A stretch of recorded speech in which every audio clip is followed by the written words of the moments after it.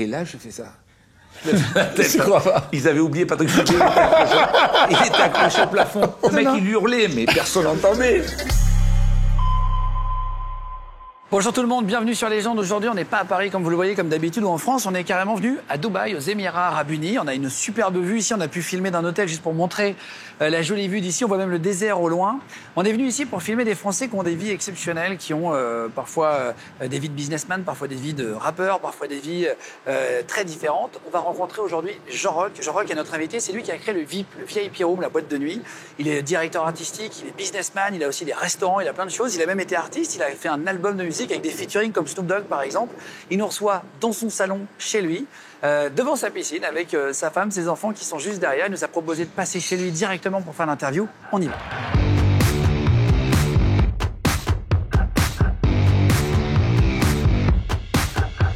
Salut, c'est Jean Rock. Je suis sur Légende et je vais essayer de vous raconter mon histoire, en tout cas une partie, en direct de Dubaï, chez moi, avec des copains. Merci beaucoup. Bienvenue tout le monde. On est en direct de Dubaï, du coup, avec, je crois que c'est ta petite fille qui pleure derrière. Je crois qu'elle est réveillée de la sieste, oui. C'est ça. Merci de nous recevoir chez toi. Merci à vous de l'invitation. On trouve que c'est assez intéressant de faire des émissions aussi chez nos invités, de vous montrer aussi, de sortir du studio. Je sais que ça vous avait beaucoup plu quand on en a fait quelques-unes. Jean Rock, comment on veut te présenter patron de boîte de nuit, organisateur de soirée, t'es directeur artistique du VIP, du VIP Room. T'as été artiste, t'as créé des albums. Moi, je t'ai passé à la radio quand j'étais sur Énergie. Comment tu te définis, en réalité ? En fait, je ne me définis pas parce que on est sans cesse à la recherche toute sa vie de qui on est vraiment, de ce qu'on essaie de faire vraiment. Il y a plusieurs étapes dans la vie, plusieurs moments où tu cherches un petit peu ta forme, la façon dont tu peux t'exprimer, celle où tu peux être le plus productif, le plus créatif. Toutes les appellations que tu as faites représentent un petit peu des passages, des cordes de mon arc. J'essaie en tout cas d'être... J'ai toujours fait de ça avec beaucoup de sincérité en tout cas. Puis quand on fait des interviews pieds nus, c'est qu'on est quand même bien dans sa peau à un moment donné. Alors, on est à Dubaï, je suis un peu à la maison. Mais attends, t'as raison, t'es dans ton salon. Je me suis dit, bon, c'était l'interview, il a dit que non. Hein. Juste, on va refaire ta vie, c'est le principe de l'émission. On reprend la vie pour comprendre comment l'être humain qui a fait tout ça en est arrivé là aujourd'hui. Mais donc, tu grandis à Toulon, tu as une enfance comment ? Plutôt avec de l'argent, plutôt pauvre, plutôt middle class ? J'ai une enfance comme je la souhaite à tous les enfants. J'ai une enfance dans le sud, dans un quartier, dans une cité populaire, avec tout avec de l'amour, avec de l'amour, avec des copains, avec des jeux, avec des cabanes, avec des matchs de foot interminables, avec c'est pas le concours de la dernière paire de baskets, de sneakers, c'est pas le concours de trucs, on s'en fout. On s'en fout, on veut juste rire, on veut entendre les rires, les arder les murs, on a envie de ça, quoi. Oui, t'as jamais manqué non plus, t'as jamais manqué de rien. C'est important pour comprendre. Et t'es pas dans trop d'argent. Dans cette famille, tout a été générosité. Les dimanches, les pâtes, les copains, les trucs. J'ai manqué de rien, franchement. T'as pas voulu voir les questions avant, je précise, parce que parfois il y en a qui me demandent et tout, machin. Tu m'as pas dit. Alors, j'ai vu des trucs sur Internet, je sais pas si c'est vrai, et tu vas nous le dire. Okay. Mais parce que c'est un truc un peu bateau que j'ai vu sur toi, c'est que tu voulais faire footballeur professionnel. Mais j'ai l'impression que tout le monde voulait faire footballeur pro, et tout le monde se dit ouais, j'ai été blessé. Machin. T'as vraiment failli devenir pro ? Je sais pas si j'aurais pu embrasser la carrière de footballeur professionnel. En tout cas, j'avais cette passion, mais comme tous les enfants depuis la plus tendre enfance, dans les quartiers, partout, le sport national, c'est le foot.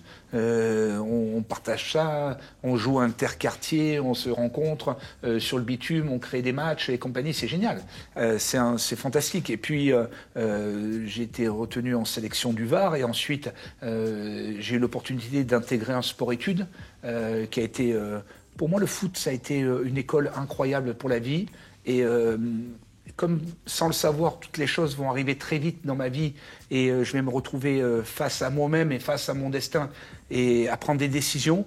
le foot a été une aide incroyable parce que tout ce que tu peux acquérir sur un terrain de foot, dans un vestiaire, la relation humaine, la notion d'adversité, toutes ces choses-là, le foot t'apporte plein de... J'espère que mes enfants auront envie de faire du sport et du sport de haut niveau, que ce soit le foot ou autre chose. Mais en tout cas, je pense que ça peut les aider, on ne sait jamais. À quel âge t'arrêtes le foot, finalement? J'arrête le foot à 16 ans.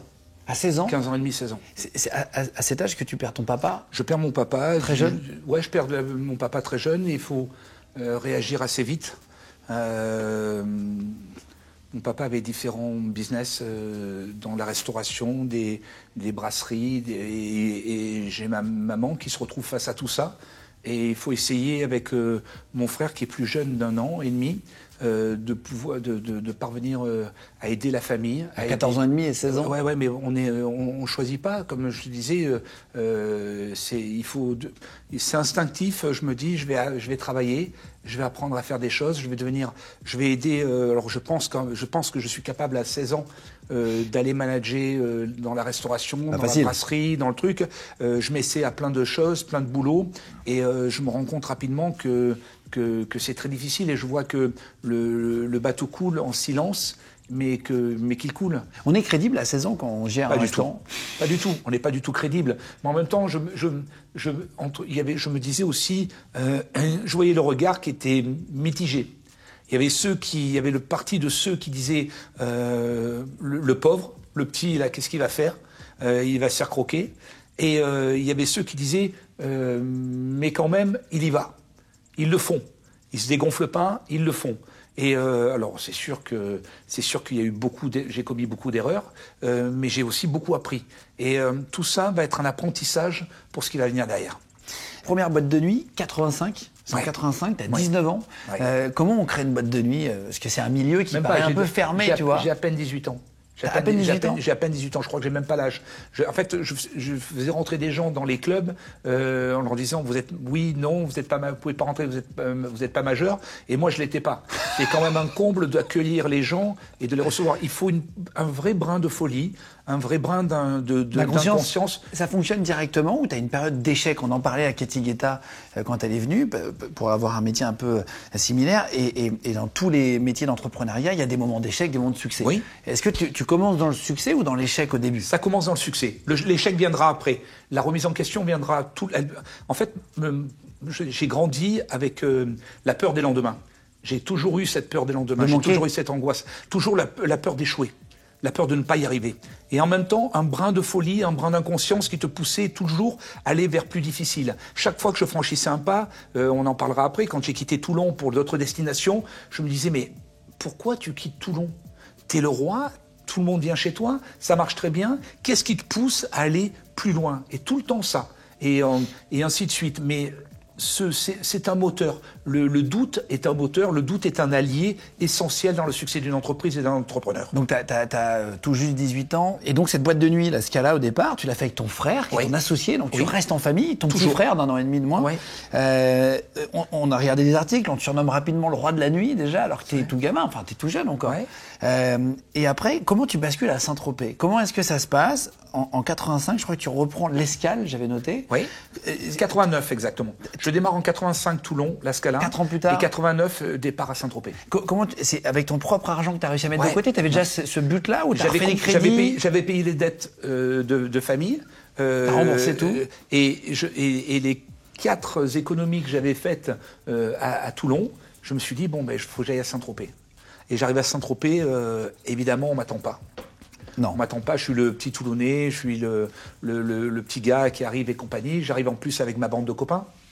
J'ai un garçon qui s'appelle Nicolas qui est à l'école en sport-études avec moi, qui m'accompagne. J'ai un autre copain qui s'appelle Jean-Simon qui était mon copain d'enfance qui m'accompagne. Je fabrique une équipe de copains pour aller à Saint-Tropez et on récupère ce bar de l'Escale qu'on va transformer, qui va s'appeler Hysteria.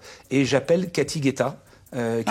Qui travaillait pour moi. On a reçu, elle a parlé de toi, tiens. Eh bien oui, écoute, moi je vais te parler d'elle. Donc j'ai beaucoup de respect et d'admiration pour son parcours. On l'embrasse. Et on l'embrasse. Et à Toulon, donc je lui ai dit, écoute, viens avec nous. Et on fait une équipe comme ça et on démarre. Et on n'a aucune notion. Et au début, je suis un petit peu le régional de l'étape. Alors au début, l'ouverture, tous les copains qui me suivent depuis des années de la région toulonnaise et tout vont venir me soutenir, mais évidemment, ils ne pouvaient pas faire les 80-90 kilomètres dans la forêt du Don pour venir me voir à chaque fois. Et donc, il va falloir s'inventer un autre public. Et puis, on va connaître le creux. Les établissements en marche. Nous, on a une position qui est un petit peu une création, parce qu'en fait, on n'est pas un restaurant et on n'est pas un club. Et on va se positionner comme un avant-boîte. Parce qu'évidemment, tous les postes clés sont pris, tous les postes, les premiers rôles sont... Il y a des grosses boîtes, il y a des gros restos... Les premiers rôles, ils sont distribués, il n'y a pas de place pour moi. Donc, je vais inventer avec les copains, on va se dire, écoute, viens, on se positionne sur le créneau 22h, 1h du matin, 1h ou 2h du matin, et c'est juste après le restaurant et juste avant que les gens aient en club. Donc on va essayer d'exister comme ça. Alors on va parler de promo. Comment est-ce que tu fais exploser l'Hysteria, donc du coup anciennement l'Escale? C'est que tu donnes un flyer à quelqu'un de très connu. Ouais. Et c'est là tu vas au culot. Il y a quand même peu de chances que ça aboutisse et ça fonctionne. On flottait, on était au mois de mai. On avait une maigre fréquentation de l'établissement. On se battait, on faisait des flyers, des affiches, on reproduisait les schémas qu'on faisait à Toulon, mais ça suffisait pas. Il fallait d'un coup rentrer dans l'inconscient collectif, il fallait rentrer dans le cœur des gens. Et rentrer dans le cœur des gens, c'était attirer, comme toujours. C'est ce qui a été la clé de beaucoup de succès de mes établissements, en général, c'est d'arriver à amener un extraterrestre quelqu'un dans une célébrité très connue. Ouais. Et à l'époque, il y avait une plage qui s'appelait Cocoa Beach, que fréquentait Elton John. Alors Elton John le fréquentait avec une troupe. Les gays étaient vraiment présents à Saint-Tropez en ce moment-là. Et moi, j'ai toujours pensé que les gays jouaient un rôle essentiel dans le succès des établissements. À Paris, le Palace, c'était aussi le privilège. Les gays apportaient cette touche qui a pas mal disparu dans les établissements. Et moi, j'ai toujours essayé de mélanger les styles de clientèle, les appartenances musicales, sexuelles et compagnie, parce que c'est aussi ça la nuit, c'est ce mélange. C'est un mini-monde. Ouais, c'est surtout un partage, une connexion. Et donc j'allais à Cocoa Beach, on était bien reçus, on était sympathiques, cheveux longs, rigolos, on était plutôt cool avec les gens, puis on avait vraiment cette culture sud. T'avais les cheveux longs? Ouais, on avait les cheveux jusque là. Mais non. Ouais. Si on récupère une photo, tu veux nous envoyer, je vous la mettrai affichée à l'écran à ce moment-là pour que vous puissiez voir avec les Exactement, exactement. Et puis on vivait ça bien. Et puis un jour, tu le croises? Je le croise. Je croise. J'aperçois une espèce de table gigantesque au milieu avec Sir Elton John, accompagné de toute une bande de courtisans autour de lui et tout, et avec 2-3 gars de sécurité autour. Et là, je me dis waouh. C'est maintenant. C'est maintenant. C'est maintenant, c'est showtime. C'est maintenant ou jamais. Il fallait qu'il se passe quelque chose. Et donc, on avait des cartes de visite, évidemment, et j'attends le moment opportun. Je connais un à la table avec qui je discute debout. Il me dit pas viens t'asseoir et compagnie. Donc, je suis sur une semi-discussion. Oui, c'est ça, c'est intermédiaire. T'es semi-intégré. Semi-intégré. C'est pour ça que j'ai toujours beaucoup de respect pour les gens qui essaient d'intégrer les événements, les soirées, parce que il faut bien démarrer. Et à un moment, j'arrive à passer à travers la table, à longer la table et à m'approcher de Sir Elton John. Et je m'approche de lui et je commence à... Il n'y a pas de garde du corps entre... Et là, ils n'ont pas eu le temps d'intervenir. J'ai attendu le moment opportun, hop, j'ai réussi à me rapprocher de lui et je commence à discuter avec lui, avec mon anglais, mon anglais... Mauvais anglais ouais, j'avais un anglais scolaire. Anglais LV2, quoi. J'avais pas de pratique, je manquais de pratique, donc forcément, il n'était pas parfait, mais je pense qu'il a compris ce que je lui ai dit.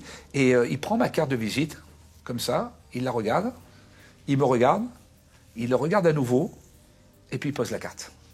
Sur la table? Sur la table.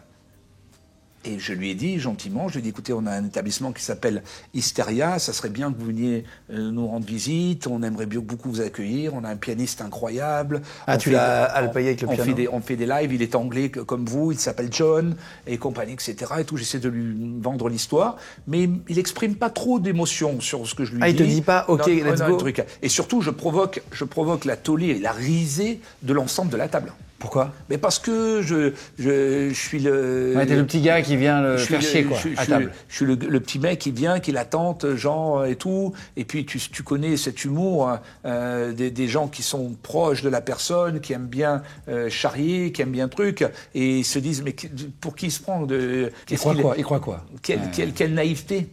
Quelle naïveté.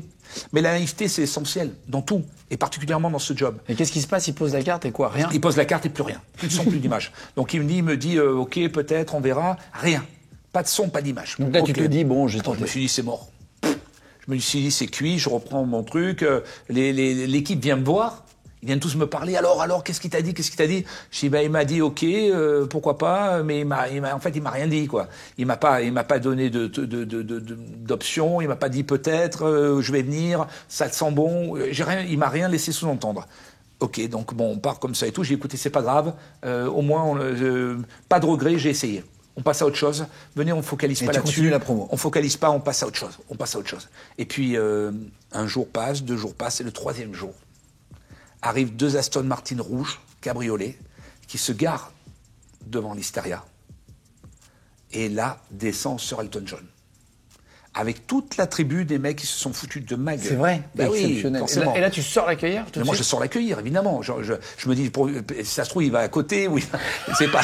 C'est juste garé, il part de côté. Je me dis, c'est pas Dieu possible. J'attrape l'équipe, le Cathy, Nico. Je dis, regarde, il y a Elton John. Donc, je vais le chercher. Je le réceptionne. Il me reconnaît, il me sourit. Le sourire qu'il m'avait pas donné il y a 2 ou 3 jours avant, là, il me le donne. Et je l'accompagne, je fais vite une table. À l'époque, le mec commande du cristal. Personne commandait du cristal, tu vois. C'était très cher. On s'est prêté vite le champagne, on n'en a pas, évidemment, parce qu'on n'en vend pas. Vrai? Ben non. Nous, on n'a pas les clients. À l'époque, on ne connaît pas, on ne sait pas qui boit du cristal. On n'en a pas. Donc, on se fait vite prêter des bouteilles de cristal à l'époque, c'était le restaurant chez Nano qui était juste derrière. Il nous prête du cristal, tac, tac. Et nous voilà. Face à Elton John. Il commence à passer sa soirée. Les gens, donc d'un coup. Ça devient le bar à la mode. Les gens, je les vois arriver. À l'époque, il n'y avait pas de portable, il n'y avait pas tout ça. Donc, ça va très vite, le bouche à oreille. Il y en a un qui sort, qui dit j'étais à Hysteria, il y a Elton John, c'est incroyable. Et là, d'un seul, il me fait appeler. Et là, je dis il y a un problème.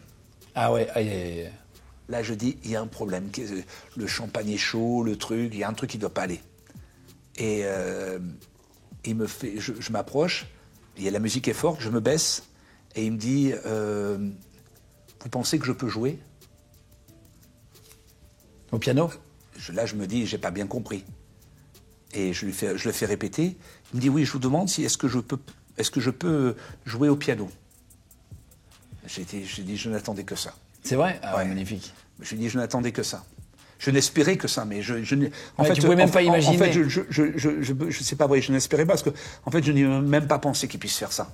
Qu'Elton John puisse venir dans mon endroit, et en quelques secondes, il va prendre le piano, il va jouer 3 soirs d'affilée, 3 concerts ça. Tous les soirs, il va venir, il va adorer, il va jouer tous les soirs. Gratuitement? Gratuitement, évidemment. T'aurais pas les moyens de le payer. Je sais pas comment on l'aurait payé d'ailleurs. C'est ça qui est. Je sais pas comment on aurait fait à le payer. Je sais même pas de combien il peut s'agir.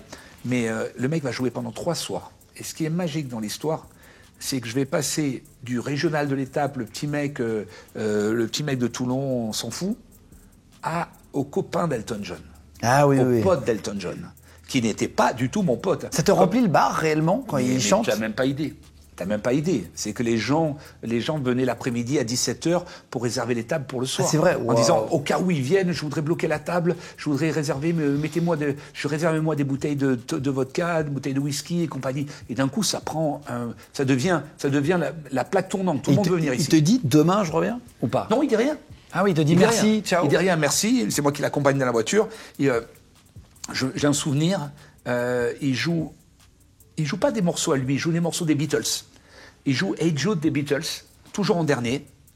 Et quand les gens chantent en chœur Hey Jude, lui, il sort d'Hysteria, il monte dans la voiture rouge, dans le cabriolet. Et il s'en va. Et quand moi, je réintègre le bar et je rentre à l'intérieur, je reviens, les gens chantent encore comme s'il était toujours au piano. Ah, waouh. Et là, je dis, waouh, il s'est passé un vrai truc, là. C'est là où ça explose pour toi, réellement? Là, d'un coup, le Var Matin, le journal local, le Nice Matin s'en font écho.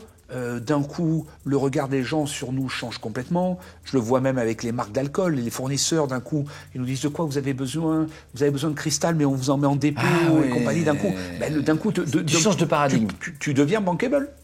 D'un coup, tu existes. D'un coup, t'es plus le challenger, t'es plus le petit challenger. D'un coup, tu deviens un acteur prépondérant et t'es dans un créneau que les autres n'ont pas. Donc, d'un coup, les gens croient en toi. Il revient 3 fois d'affilée. T'espères qu'il vienne une 4e? Non, mais le temps qu'il était à Saint-Tropez, il venait s'amuser.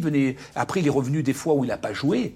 Mais là, sur ces 2-3 soirs, il va jouer les 3 soirs. Il te file son portable? Est-ce qu'il n'y a pas de moment où il y a... Il n'y a pas de portable. Ah ben oui. On est en 89, il n'y a pas de portable. Il n'y a pas de portable. Okay. Tu prends pas contact avec lui après, quoi. Je savais, moi je connaissais sa bande. Il traînait avec il était très copain. Il y avait un garçon qui s'appelait Jean-Yves chez Maggie, qui était un des restaurants gays de la vieille ville de Saint-Tropez, et qui était notre copain, Jean-Yves, et il nous prévenait, tiens, ce soir je pense qu'Elton va venir.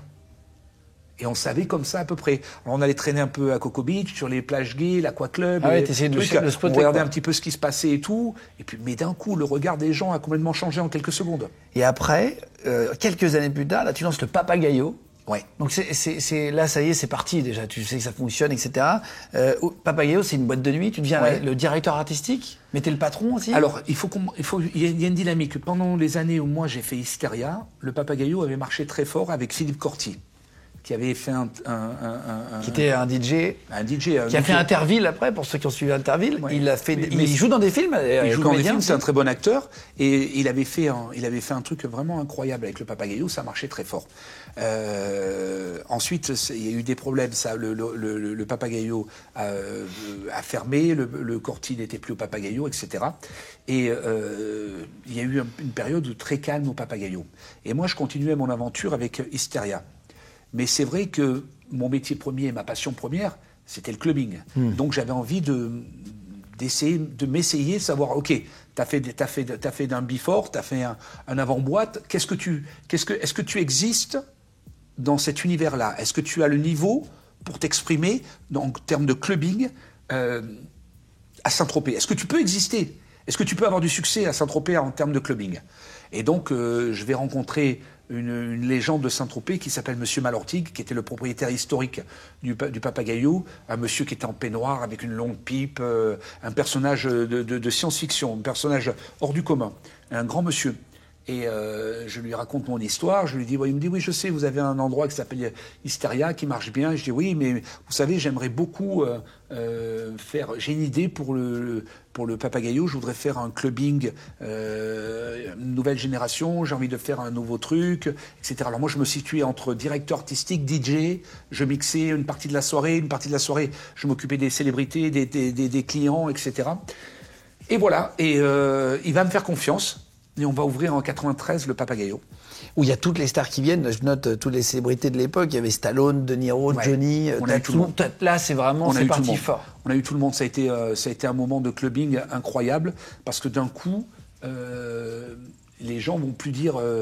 Ils vont me situer vraiment sur la planète clubbing. C'est la première fois, je pense, qu'ils vont mettre, à part les gens de chez moi, de ma région et de mon coin, les gens vont dire il y a un petit mec à Saint-Tropez qui s'appelle Jean Roch, pseudo DJ, animateur, directeur artistique, mais le mec il s'occupe, il envoie quoi. Il a fait un bon endroit, et ça marche très fort. Et pour moi, cet endroit il était culte parce que c'était l'endroit pour moi il y avait une symbolique très forte. Céron est né au Papagayo. Marc Céron, Claude François est né au Papagayo. Plein de talents sont issus de cette école-là. Et le fait d'éclore là, ça avait une symbolique très forte. Tu vas nous raconter après des anecdotes. J'ai plein de questions sur les anecdotes au VIP, etc. Mais juste, est-ce que tu as déjà vu un mélange très original, vraiment avec des célébrités qui se ressemblent pas du tout dans une soirée où tu te dis j'ai réussi à faire une soirée, par exemple, avec Johnny et Chantal Goya, tu vois? Est-ce que tu as déjà fait une soirée avec des gens qui ne se ressemblaient pas du tout? Moi, j'ai fait une soirée avec des gens qui ne se ressemblaient pas du tout, et peut-être qu'ils se ressemblaient tellement, en fait, que ça a collé. J'ai un exemple, c'est pas des célébrités, c'est pas que des célébrités. Il y a eu un été, l'été 98 ou 99, je sais plus, on avait Georges Clooney à Saint-Tropez. Alors Georges Clooney commençait déjà à être... Big. Ouais. Big. C'est déjà sex symbole, tout ce que tu veux, il n'était pas encore marié, mais c'était déjà la big star. Il venait avec Randy Gerber. Randy Gerber, c'est le mari de Cindy Crawford. Et ils étaient une bande de 4-5 garçons. Ils passaient l'été à Saint-Tropez et compagnie, etc. Et je m'occupais d'eux. Et un soir, il est au comptoir toute la soirée avec des copains. Et c'est issu de Toulon, il y a une forte culture rugby également, avec les copains du rugby club toulonnais, du RCT.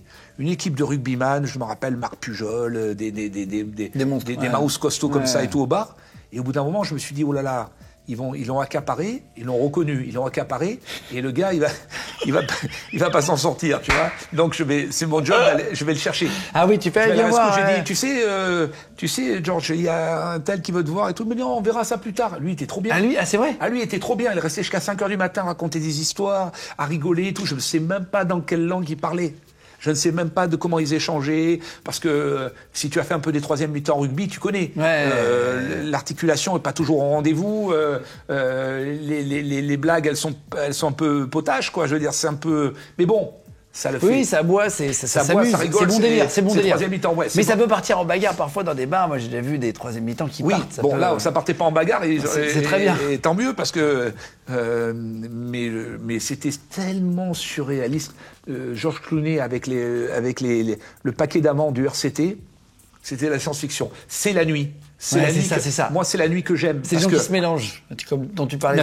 La magie de Saint-Tropez, c'est quoi? C'est que le boulanger, le pâtissier, le poissonnier, sont copains avec des stars, des grands patrons, des trucs. Ils jouent un rôle essentiel dans leur vie, parce que les mecs, ils partagent leurs moments d'été, ils peuvent sortir avec eux. Tu peux voir des échange social. Des mix. La première fois que Brigitte Bardot est venue dans un de mes endroits, c'était à l'Hystéria, et il est venu avec Jeannot le poissonnier de Saint-Tropez, le célèbre Jeannot. Il m'a débarqué un soir avec Brigitte Bardot. Si tu te dis un truc, si toi tu veux attirer Brigitte Bardot et la rencontrer, la connaître et la voir dans un de tes endroits, est-ce que tu penses à Jeannot le poissonnier? Mais c'est ça, c'est le monde que j'aime, c'est le Saint-Tropez que j'aime, et c'est le clubbing que j'aime, le mélange, le choc culturel. Et dans une interview, tu dis que tu détestes le surnom d'ami de star. Tu dis, moi je déteste qu'on me dise Jean-Roch, ami de star. Parce que je le suis pas. Parce que je le suis pas, je me considère pas comme l'ami des stars. L'ami de star, c'est le mec qui part en vacances avec, qui est dans la cour, comme tu disais, qui s'occupe de trucs pour eux, qui fait des trucs pour eux. Moi, j'ai une bonne relation avec beaucoup de talents, de stars, de célébrités, mais pour des vraies raisons. Pas parce que je les invite à boire j'en paye de temps en temps ma tournée, juste parce que je respecte leur intimité, parce que je respecte leur mode d'évolution, parce que je fais tout pour qu'ils soient dans les meilleures conditions. Mais ma collaboration s'arrête là. On parle des succès. Est-ce qu'il y a quelque chose qui t'a déçu dans le monde de la nuit? Quelque chose que tu n'imaginais pas avant d'y être, et après finalement quand tu fais le métier dont tu rêves et qui fonctionne, est-ce qu'il y a quelque chose qui t'a un peu déçu? Tu sais, on parle des choses chouettes et... moi, j'ai pas beaucoup eu de déceptions, j'ai plutôt eu de bonnes surprises, parce que c'est un métier où, d'un coup, tu te retrouves à pouvoir t'exprimer aujourd'hui devant toi, à pouvoir parler d'un parcours, de parler d'une vie, parler de moments incroyables. Moi, ça n'a été que des bonnes surprises. J'ai eu des déceptions. Des trahisons, j'imagine. J'ai eu... comment te dire ? Tout à l'heure, tu parlais, on va évoquer ce sujet parce qu'il est important. L'image qu'on peut avoir de ce métier avant que des gens comme moi le pratiquent. C'est-à-dire avant que les Cathy, les David, tous ces gens-là fassent ce métier-là. On peut avoir une image, comme je te dis, le patron de boîte... Faussé de... moi, je ne me considère pas comme un patron de boîte, mais comme un mec qui fait un fondateur, quelqu'un qui crée des endroits. C'est plus une démarche artistique. Mais pour les gens... Une démarche artistique, mais même si tu t'imagines plus directeur artistique, tu es quand même le patron de la boîte. Donc, c'est-à-dire que tu as tous les emmerdes qui vont avec. C'est pour ça que ça. Complètement. Il faut quand même les tenir. Mais comme je crois beaucoup à l'humain et à l'être humain en général, j'essaie toujours d'essayer de manager. J'ai toujours pensé, on m'a toujours dit, mais pourquoi tu te mets au milieu dans ces genres d'histoires? Laisse faire la sécurité et compagnie, parce que je pense que quand je vais dialoguer avec les fouteurs de troubles, avec les trucs, je pense que en tant qu'image de l'endroit et la vision qu'ils peuvent avoir sur moi, je peux arriver à atténuer la contrariété et l'agressivité de la situation. Même si le mec est bourré de choses. Même si le mec est bourré, parce qu'il y a toujours des mots. Après, oui, tu peux arriver à... Après, je me suis retrouvé dans une situation qui n'était pas simple, mais ça fait partie du truc. Et je te disais, la déception, en fait, au départ, tu te bats toute ta vie.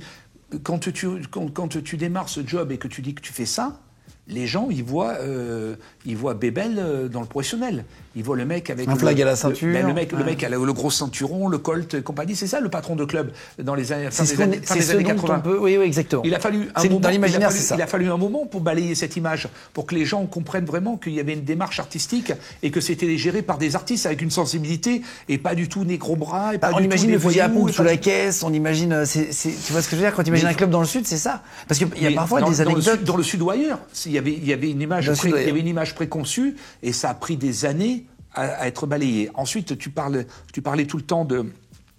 Tu parles souvent de trucs d'un rapport avec la nuit. C'est vrai que la nuit, il y a aussi une part d'ombre. Les gens qui sont là la nuit soignent un manque, un mal-être.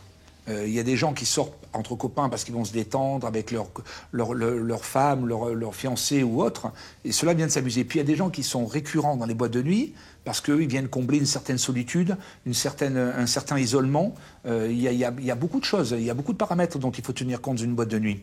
Et quand tu regardes ça, quand tu regardes ce monde-là, tu te dis, par exemple, tu parlais tout à l'heure de la drogue. C'est un sujet important, la drogue dans la nuit. Parce que les gens te disent, ouais, alors les boîtes de nuit, qui se droguent pas et compagnie. Moi, en ayant toujours combattu la drogue en général, mais pas seulement dans les boîtes de nuit. Si demain j'arrête de faire des clubs, je continuerai à avoir la même approche pour le monde de demain de mes enfants, parce que j'aime pas voir des gens en difficulté, parce que j'aime pas voir des gens en souffrance. Parce que c'est pas bon, ouais, tout simplement. Ouais. Parce que en plus ça te détruit. Ça te détruit complètement. Les gens, ils se détruisent complètement. Mais je me suis retrouvé donc à refuser des gens par rapport à ça. Je me suis surpris à refuser des gens qui étaient des dealers. Donc je me suis toujours dit, un jour, il y a un mec qui va me tomber dessus, ou des mecs qui vont me tomber dessus dans un parking, et qui vont me rouer de coups, parce que je les ai bloqués. Oui, c'est une vraie crainte. C'est une vraie crainte quand t'es patron de boîte. Ça fait partie du jeu. Tu sais que les mecs sont un peu... Tu sais que les mecs, quand tu les refuses et tout... Un peu sombres. Tu sais jamais si 2 semaines plus tard, tu les croises pas avec tes enfants en train de te balader. Les mecs peuvent s'en prendre à toi, c'est sûr. T'as jamais eu de mecs de sécu la journée qui te suivent? Non. Parce que exactement, ça peut t'amener des risques quand tu refuses des gens. Je vais te finir ce que je voulais te dire, mais je suis toujours parti d'un principe que du mal, je n'en fais pas. Je n'ai jamais fait de déposition, fait de déclarations sur des gens. Je me suis jamais mêlé de la vie des autres. Je me suis toujours dit, si demain il m'arrive quelque chose, je ne prendrai pas de mec de sécu, je ne me retourne pas dans un parking, je ne rate pas derrière moi. Je fais de mal à personne. Donc j'ai aucune raison de me méfier de qui que ce soit. Et s'il m'arrive quelque chose, eh bien ça sera une erreur. Ce sera une erreur. Certes, j'aurais dû prendre peut-être un mec de sécu, mais c'est pas le sujet. Le sujet, moi, c'est que j'ai refusé des mecs des mecs et des dealers et compagnie, notamment à Paris. Et je me disais, un jour, il m'arrivera un problème parce que je les ai refusés. Un jour, ils vont me tomber dessus et tout. Ok. Eh bien, il m'est pas arrivé ça. Il m'est arrivé plus sournois que ça, plus sale que ça. Un jour, j'ai été convoqué au 36 quai des Orfèvres. Je reçois la convocation et compagnie, etc. Et un de ces dealers avait été arrêté. Et ce dealer, il a réglé ses comptes. Qu'est-ce qu'il a fait en réglant ses comptes? Il a dit, oui, moi, j'adorais consommer avec Jean Roch. On allait dans son bureau, sauf que j'avais pas de bureau. Et que je ne prenais pas de drogue, et surtout pas avec lui. Et etc. Je me suis retrouvé, donc j'ai vécu... C'est la police, 36 quai des Orfèvres. 36 quai des Orfèvres, oui, c'est les stupes et tout. Je me suis retrouvé dans une garde à vue, dans une cage en plexi, et je me suis dit, regarde, toute ta vie, tu as essayé de faire le bien, et aujourd'hui, tu es accusé du mal, d'un truc que tu n'as pas fait. Mais bon, il a fallu du temps. À ce jour-là, j'ai demandé au plus vite à ce qu'on puisse me faire un examen de sang, de cheveux. Ah, pour prouver? Ah, mais évidemment. Moi, je voulais tout de suite être contrôlé. Parce qu'après, tu sais que les articles sortent quand t'es en garde à vue, machin, tac, ça sort. Ça, c'était emmerdant, mais c'était pas ça. Moi, je voulais surtout laver mon honneur. J'étais pas cette personne-là. Ouais. Donc je voulais vraiment truc. Donc ce jour-là, il y avait pas de médecin disponible parce qu'il y avait un gros procès au tribunal, etc. Tous les médecins étaient concentrés sur le truc. Donc finalement, le médecin est arrivé. Il a fait les urines, la prise de sang et compagnie. J'ai demandé truc et il m'a dit non, mais les cheveux c'est bon. Si je dis non, parce que les cheveux, je sais qu'on peut savoir dans le temps le truc et tout. Donc ils l'ont pas fait. Donc après les contrôles, ils se sont excusés, ils m'ont dit mais même pas un petit pétard de temps en temps. J'ai dit non, même pas un petit pétard de temps en temps. Désolé. Est-ce que je dois m'excuser? Non, mais le mec m'a dit mais vous savez, des fois les gens disent des choses devant les médias, à la télé, comme devant vous aujourd'hui, mais en fait c'est pas la réalité. C'est pas la réalité. Donc j'ai pu avec les forces de l'ordre et avec les services de police expliquer tout ça, donc c'était plutôt pas mal. Mais j'ai été tellement vexé. Je suis sorti, j'étais fait un full examen, cheveux et compagnie, dans un hôpital spécialisé parisien, et j'ai envoyé le rapport qui était SACOM. Ah oui, pour montrer. Parce que c'était pour moi une insulte un peu provoquant. Donc tu vois, ça revient que le parcours il n'est pas facile, même si tu le fais proprement, même si tu le fais honnêtement, il y aura toujours quelqu'un qui va remettre en question ton intégrité. En 96, pour parler de ta vie perso, parce que c'est quand même pas facile d'avoir une vie de famille quand on est, j'imagine, directeur artistique de boîte de nuit, de soirée, patron de resto, etc. T'arrives quand même à avoir une vie un peu classique à côté. Tu as ta première femme qui s'appelle Cathy, c'est ça, qui devient la maman de ta première fille Joya, justement. Qui est le nom de ton restaurant actuel d'ailleurs. Absolument. C'est ça. En 97, t'arrives à avoir une vie normale, entre guillemets? Ouais, j'ai essayé. En tout cas, j'ai essayé. Je me suis enfin, normal, ça veut rien dire. Normal, je veux dire, j'ai pas la vie que j'ai aujourd'hui, j'ai pas la plénitude que j'ai aujourd'hui, parce que à ce moment-là, d'abord, parce que j'avais pas rencontré ma femme avec qui je vis aujourd'hui, qui m'a donné 4 enfants et qui est la plus belle personne qui m'ait été donnée de rencontrer. Premièrement, deuxièmement, parce que à un certain âge, tu es pris par cet esprit de compétition et tu fais passer tout après ton métier. Et donc, tu peux pas te concentrer. Ah oui, t'as senti que... Oui, mes 2 premières filles de 2 unions différentes, j'ai pas pu faire ce que je fais aujourd'hui avec mes enfants. Tu as combien d'enfants en tout aujourd'hui? 6 enfants. D'accord. Je suis papa de 6 enfants. Et, donc 2 avec 2 femmes différentes au début. Ouais, j'ai eu 2 petites filles avec 2 personnes différentes au début de ma carrière. De papa, ta carrière de papa. Voilà, première fois papa. Mais ça m'a appris beaucoup de choses, évidemment. Et surtout, ça m'a appris à pouvoir trouver le temps et trouver la paix en moi pour pouvoir être le papa des 4 enfants aujourd'hui qui m'accompagnent. Même si j'ai toujours des contacts avec mes filles, évidemment, ce sont mes filles et j'ai un immense amour pour elles. Mais aujourd'hui, j'ai l'occasion de pouvoir donner la meilleure version de moi-même, de papa en tout cas. Ah, t'as l'impression de ne pas avoir assez passé de temps? Forcément, mais c'est logique. En fait, on devrait attendre d'avoir 45 ans, 50 ans pour faire des enfants. Parce que forcément, tu donnes pas la même version de toi. T'es plus apaisé dans tes combats. T'es plus serein. Plus une paix intérieure. Ouais, mais même si le stress, le doute est un moteur essentiel. Mais même si le doute est toujours là à chaque fois que je fais un nouveau truc, ça n'a rien à voir. Aujourd'hui, j'ai une vision qui est et puis le monde c'est vachement compliqué depuis. Mais même c'est pas grave. Moi, je garde toujours le même optimisme et la même objectivité. Tes compagnes de l'époque te demandent d'arrêter ton métier, de te calmer quand tu deviens papa? Est-ce qu'elles te disent, écoute, change de métier, ça devient trop dur? Non, parce qu'en fait, on ne peut pas demander à un cheval de pas courir, c'est pas possible. Moi, c'était mon truc, et puis ça faisait partie intégrante de mon personnage. Et j'avais surtout envie de réussir le mieux possible pour permettre justement à ces enfants de s'épanouir le mieux possible, d'avoir une super vie, quoi. En 96, dans Libération, tu parles un peu de la grosse tête. Tu dis parfois c'est à désespérer les hommes et des femmes, etc. Et tu parles de la démesure. Et on le voit souvent dans les parcours d'artistes. À un moment donné, on perd un peu pied. C'est le moment où toi, tu as perdu un peu pied? J'ai pas perdu pied parce que je te dis, j'ai toujours eu un truc. J'ai toujours eu très peur des lendemains. Et comme le doute a toujours été mon allié, mon meilleur ami. Il m'a jamais permis. J'ai jamais cru que que ça ne pouvait pas s'arrêter. J'ai jamais cru que j'avais réussi quelque chose d'incroyable. J'ai toujours pensé que il fallait. Pour moi, une performance, c'est comme en sport, elle ne vaut que si elle est répétée. Elle est répétée à l'infini. Et j'ai toujours eu peur de perdre justement ce potentiel. Et c'est pour ça que j'ai toujours tout remis en question. Tu savais que la roue tourne? tourner. À l'époque, Toujours. déjà, tu savais que ça allait... Il y a eu des hauts, des bas. Il y a eu des moments de bien, de moins bien. Tout à l'heure, tu parlais de la notion d'échec. L'échec, c'est quand quand tu goûtes à un succès et qu'à un moment, il est moins présent. Tu travailles, mais c'est moins... on a eu 20 ans à Paris. Les 2 dernières années ont été difficiles rue de Rivoli. On a vécu une période... Au VIP, au VIP. Ouais, les 2 dernières années, sur les 22, on est resté 22 ans à Paris. Les 2 dernières années ont été difficiles.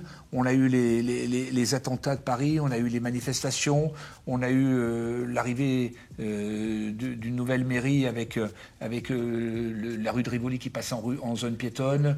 On a eu un climat social même, voilà, tout. Il y a puis surtout tous les samedis que Dieu pouvait faire, il y avait des grèves.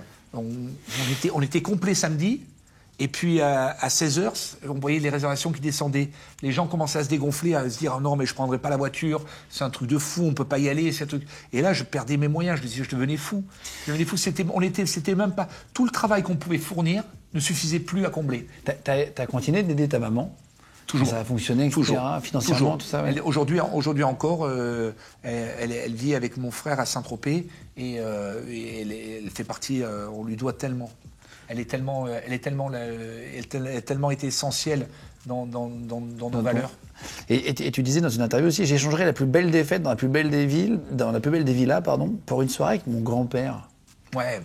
Très proche de ton grand-père. Toujours. Nous, il y a une notion de famille qui est très importante. Et de racines. Moi, mon grand-père,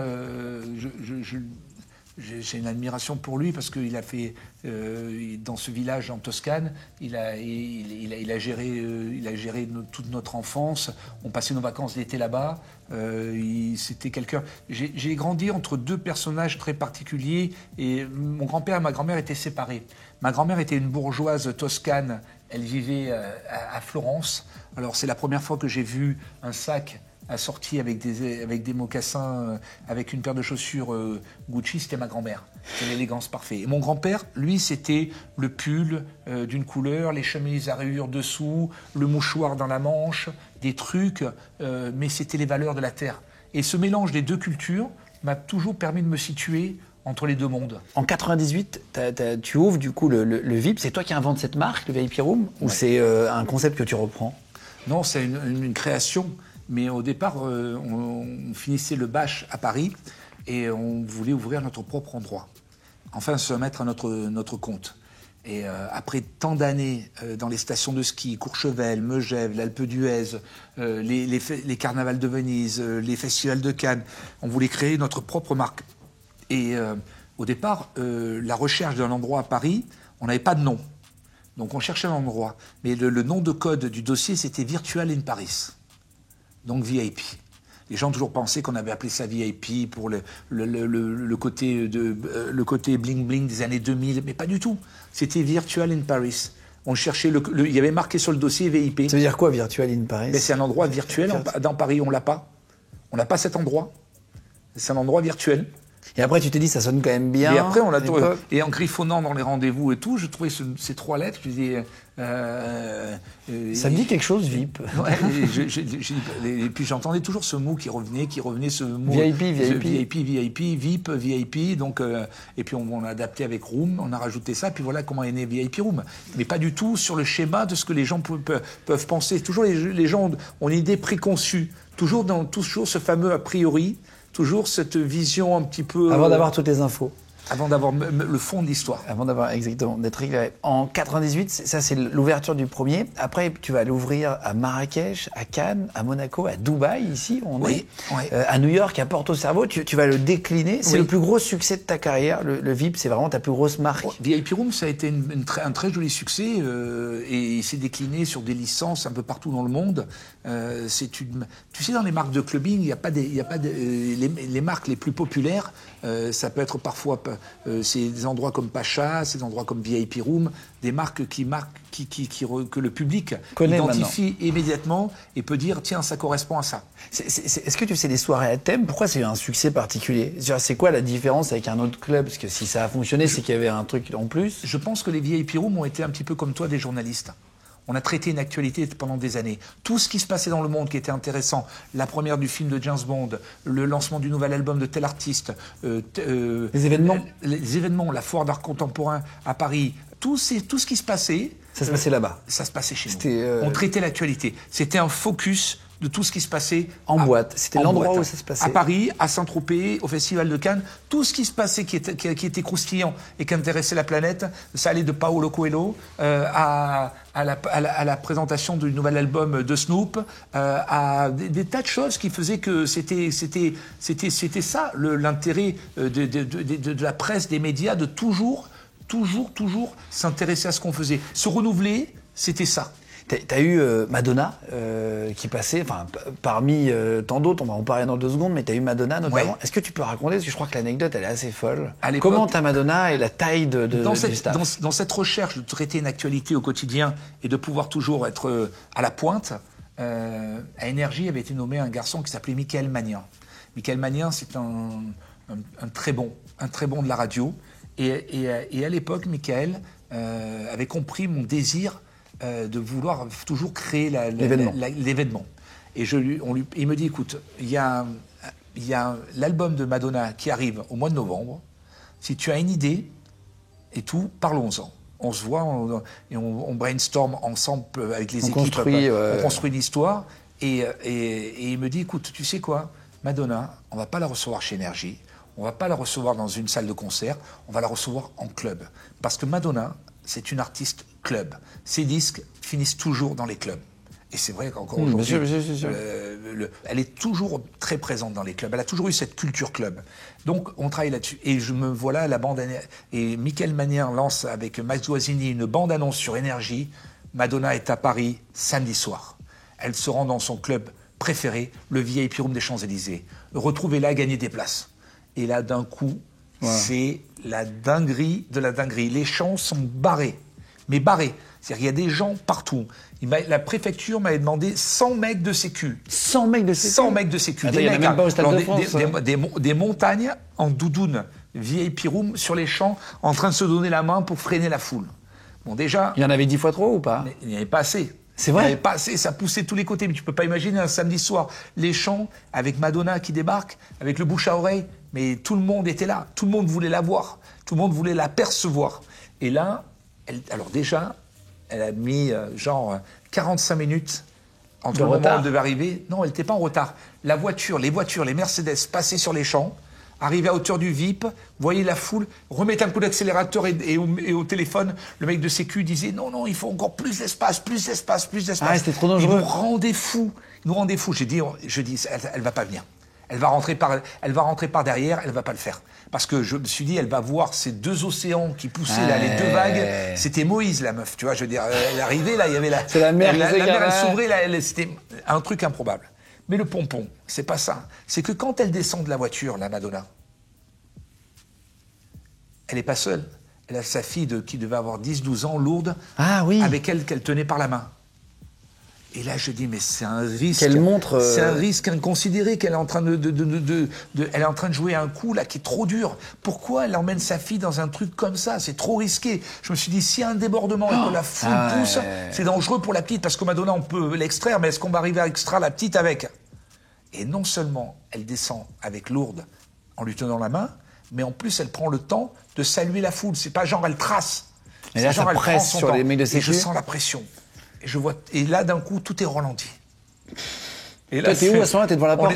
Mais moi, j'étais là sur le trottoir avec elle, mais je voyais, et au fur et à mesure, je dis, let's go. Je la poussais doucement. Je voyais, ça me semblait loin. Ah ouais, tu dis, s'il y en a un qui lâche le mec de sécu, c'est la cata, il y a des photographes, il y a des photos. Ça hurlait. Et là, t'as une scène, c'est du Scorsese, quoi. Tout est au ralenti. Ouais. Et là, tout pousse. T'as pas filmé ça?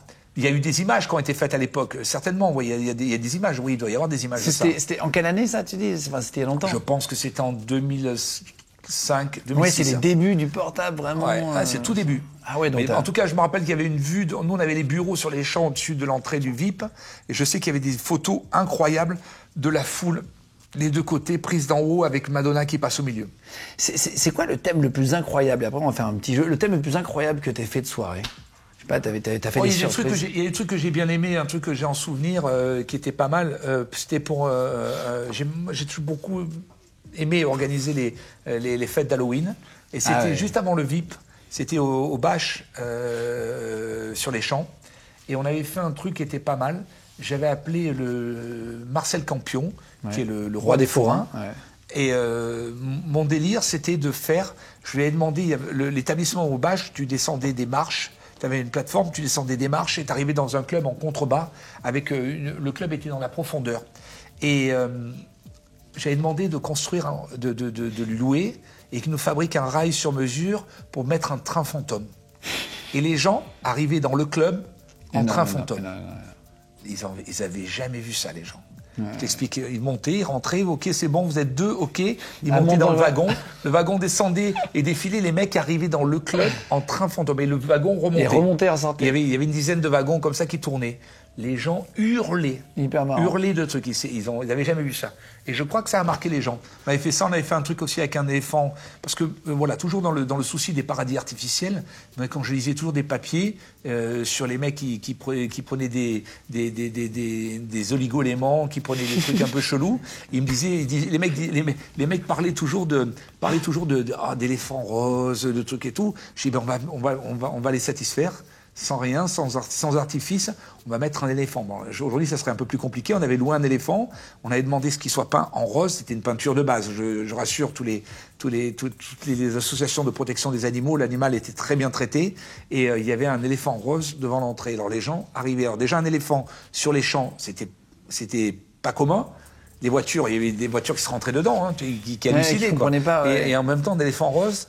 Les gens m'ont dit, mais en fait, c'est toi qui serait plus faisable. On était un peu dans une forme d'insouciance essentielle, quoi. Essentielle, parce que ce métier, si tu arrives à t'extraire, justement, tu parlais tout à l'heure de la responsabilité, mais moi j'ai eu beaucoup de chance. C'est mon frère Dominique qui travaille avec moi depuis toujours, parce que lui, il s'occupe de toute la partie ennuyeuse. C'est-à-dire la partie ennuyeuse pour moi. Nécessaire. Mais nécessaire. La comptabilité, les contrats, le back-office, les trucs et tout. Il fait tout le boulot le plus difficile. Moi, je n'ai qu'un process de création et de relations publiques avec les gens. Et lui, il a tout le process de gestion. Ce qui n'est pas simple, surtout dans notre pays où il y a beaucoup de choses à gérer. Je vais te poser des questions sur la célébrité qui. Et tu vas nous dire, d'après toi qui en as vu beaucoup, celle qui correspond le plus. La célébrité avec qui il faut absolument sortir une fois dans sa vie. Est-ce que tu as vu quelqu'un où tu te dis vraiment, lui, c'est exceptionnel quand il sort, il faut sortir avec lui un soir? Sortir dans un endroit avec... moi, je parle ce que tu peux parler de Madonna, parce qu'arriver avec Madonna, c'est hypnotique. Tu rentres dans un endroit avec elle, il n'y a plus de... Elle est animale. Les gens s'arrêtent. Tous les gens observent, tous les gens truquent. Il y a des gens qui sont charismatiques comme ça, elle en fait partie. Moi, la personne avec qui j'ai eu le plus de plaisir à recevoir et à sortir, c'est Bono. Parce que Bono, ça dépasse le cadre de la rockstar.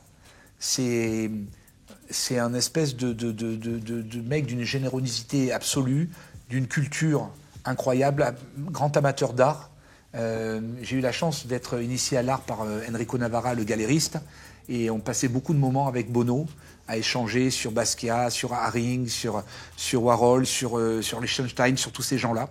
Et avec lui, c'est toujours culturellement très fort d'échanger. Il a toujours une philosophie, des exemples, une vision des gens qui est incroyable. La célébrité qui est toujours là quand on l'appelle, est-ce qu'il y a quelqu'un qui a toujours été fidèle et que quand tu l'as appelé pour un événement est toujours venu?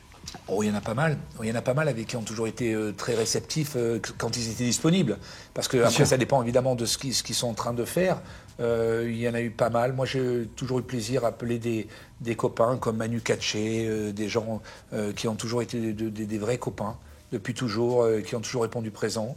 Et puis d'autres qui sont toujours venus quand ils étaient dispo. Johnny m'a toujours soutenu depuis le début. Il m'a toujours aidé. De mes premières dates, avant même d'avoir des endroits de DJ, je me rappelle au tout début, je faisais une soirée au Folies Pigalle comme DJ. Pour faire la promo, j'allais faire le tour des établissements de Paris. Et je dormais chez Johnny, dans la chambre de David, au dernier étage de la Villa Molitor. Et je lui dis, bon, écoute, je te laisse parce que je dois aller faire la tournée. J'avais mon paquet de fly et tout. Je vais faire la tournée des restos et tout pour essayer d'attirer les gens à la soirée et tout pour leur donner envie. Il me dit, je viens avec toi. Non, c'est vrai? Ouais. J'ai dit, mais alors le pompon de l'histoire, il est encore plus magnifique que ça. C'est qu'avant ça, il me donne une veste. Il me sort une veste rockabilly, genre années 60, 70, début des années 60, qu'il avait fait faire sur mesure par un tailleur aux États-Unis, avec des soufflets, veste un peu country, tu vois. Et il me dit, celle-là, elle est pour toi. Je dis, c'est trop gentil, ça me fait trop plaisir. Et puis il ouvre, et à l'intérieur et au feutre, il marque à mon ami Jean Rock, fidèlement Johnny Hallyday. Super, je la range précieusement dans le truc. J'étais trop content. Je dis, je vais la montrer à tous mes copains, ça va être génial et compagnie. Et quand on va pour faire la tournée, je mets mon perfecto parce qu'on est années 90, tu vois. On est en époque In Excess et compagnie, tu vois. Je me dis, bon, je vais mettre mon perfecto. Il me dit, tu mets pas ma veste? J'ai dit, non, je vais pas l'abîmer. Il me dit, fais-moi plaisir, mets la veste. Ça me rappellera des souvenirs. Ah ouais, donc... J'ai pas pu lui dire non. Bah non, évidemment. Donc me voilà avec ma veste country, pas du tout adaptée à l'époque. Pas du tout. Alors déjà, je suis pas tendance du tout. Personne me connaît à Paris. On me connaît un peu de Saint-Tropez, un peu de truc, mais alors là, je me retrouve avec la veste country au bain, et dans les endroits, on allait partout avec mes flyers et compagnie et tout. Alors déjà, t'arrives en promo avec Johnny, c'est l'enfer, parce que les mecs, ils veulent tous se l'attraper, faire une photo avec et compagnie. En plus, moi, je suis habillé avec un look, ils ont dû dire, putain, le mec du Sud, c'est vraiment chelou, le mec, le style. Il est très chelou, le mec. Il a 30 ans de retard. Ah non, mais le mec, il a l'ancienne, il est arrivé avec une veste country pour la promo. Mais moi, comment lui dire que je ne pouvais pas mettre la veste country? Et non, évidemment. Voilà, donc, hyper marrant. Donc me voilà avec la veste country, Johnny, la veste country et les flyers. Comment t'es devenu pote avec Johnny en soirée? À Saint-Tropez. Oui, c'est ça, ouais, ok. À Saint-Tropez, dans la foulée d'Elton John, je suis devenu pote avec Mickey Rourke, je suis devenu pote avec tous ces gens-là. Et Johnny, pareil, ça a démarré comme ça. Et après, il a commencé à chanter. Et puis j'avais créé le premier club Harley-Davidson à Saint-Tropez. Ah oui, d'accord. Et mon rêve, c'était que Johnny soit le parrain. Parce qu'on a notre premier code, nous, à Saint-Tropez, quand on est arrivé, c'est de rouler en Harley-Davidson. De rouler sans casque, sans permis, et de rouler en Harley-Davidson. Et Johnny, comme parrain, c'était le rêve. Et il a accepté. Donc après, c'est créé une relation. Puis il m'a toujours suivi. Et je l'ai toujours suivi. C'est qui la célébrité la moins fêtarde que tu as rencontrée? C'est pas un défaut, mais tu sais, est-ce que tu as déjà essayé d'emmener quelqu'un en soirée qui s'amuse pas du tout en soirée, tu vois? Et on a des potes qui aiment pas sortir. Ouais, je sais pas. J'ai pas de copains célébrités qui sont des grands danseurs ou des grands trucs qui vont en soirée, mais qui sont pas non plus qui vont pas aller brûler le dance floor. Oui, c'est ça. Ouais. Mais beaucoup de garçons qui restent sur le côté aussi. Et c'est souvent aussi de la timidité. Moi, je pense faire partie malgré mon parcours, des gens timides, et arriver dans un endroit, me mettre à danser, waouh, c'est la science-fiction pour moi. C'est de la science-fiction. Toi, tu danses pas, jamais. Il y a jamais personne qui te prend par les bras, machin. T'es obligé de faire semblant. Là, t'es un merde. Les mêmes qui m'offrent à boire. Ils me servent des verres de vodka comme ça, les mêmes. Mais bon. Ouais, ça part d'une bonne intention, mais tu. Mais en même temps, tu emmènes. C'est pas une église. Et tu emmènes les gens dans un univers, ils prennent des bouteilles, ils font la fête chez toi, ils sont sympas, ils sont cool. À un moment, ils veulent partager, ils veulent trinquer avec toi, ils veulent communier, c'est normal. Moi, je trinque, je trempe les lèvres. Tu poses le verre. Cathy qui nous disait ça, Guetta, elle pose le verre. Je sais pas faire. Ben, elle non plus, elle picole pas. Quelle est la célébrité qui s'habille le mieux, où tu t'es dit, quand il ou elle arrive, ça envoie? Beckham. Ah ouais. David Beckham. David Beckham. Ouais. Beau gosse. Beckham, mais surtout l'élégance. Ça fait partie des gens les plus qui ont toujours été très très stylés. Ouais. Est-ce que la célébrité la plus dragueuse où tu t'es dit tiens le gars il est hyper à l'aise, tu vois, un peu à la DiCaprio, il est connu pour ça. Est-ce que t'as DiCaprio, c'est un séducteur. C'est un séducteur, c'est pas un... C'est reconnu. Et en plus, oui, il le dit. C'est facile de le dire parce qu'il n'a pas de femme et pas d'enfant. Donc, je veux dire, c'est plus facile de parler de lui. Après, il y en a d'autres, mais ils ont fait leur vie depuis. Je pense que c'est pas nécessaire de leur rappeler. Je pense que c'est pas. T'as dû le cacher déjà. C'est un peu mon job. C'est un peu mon job de tout savoir et de ne rien dire. Exactement. Et oui, forcément. Ça t'est arrivé de te retrouver avec justement, sans donner de nom, ça m'intéresse pas, mais ouais, justement, avec des gens qui n'étaient pas avec leur femme, qui te font un petit clin d'œil. Chute. Ça serait te dire le contraire serait mentir. Oui, bien sûr, bien sûr. C'est logique dans un métier de divertissement.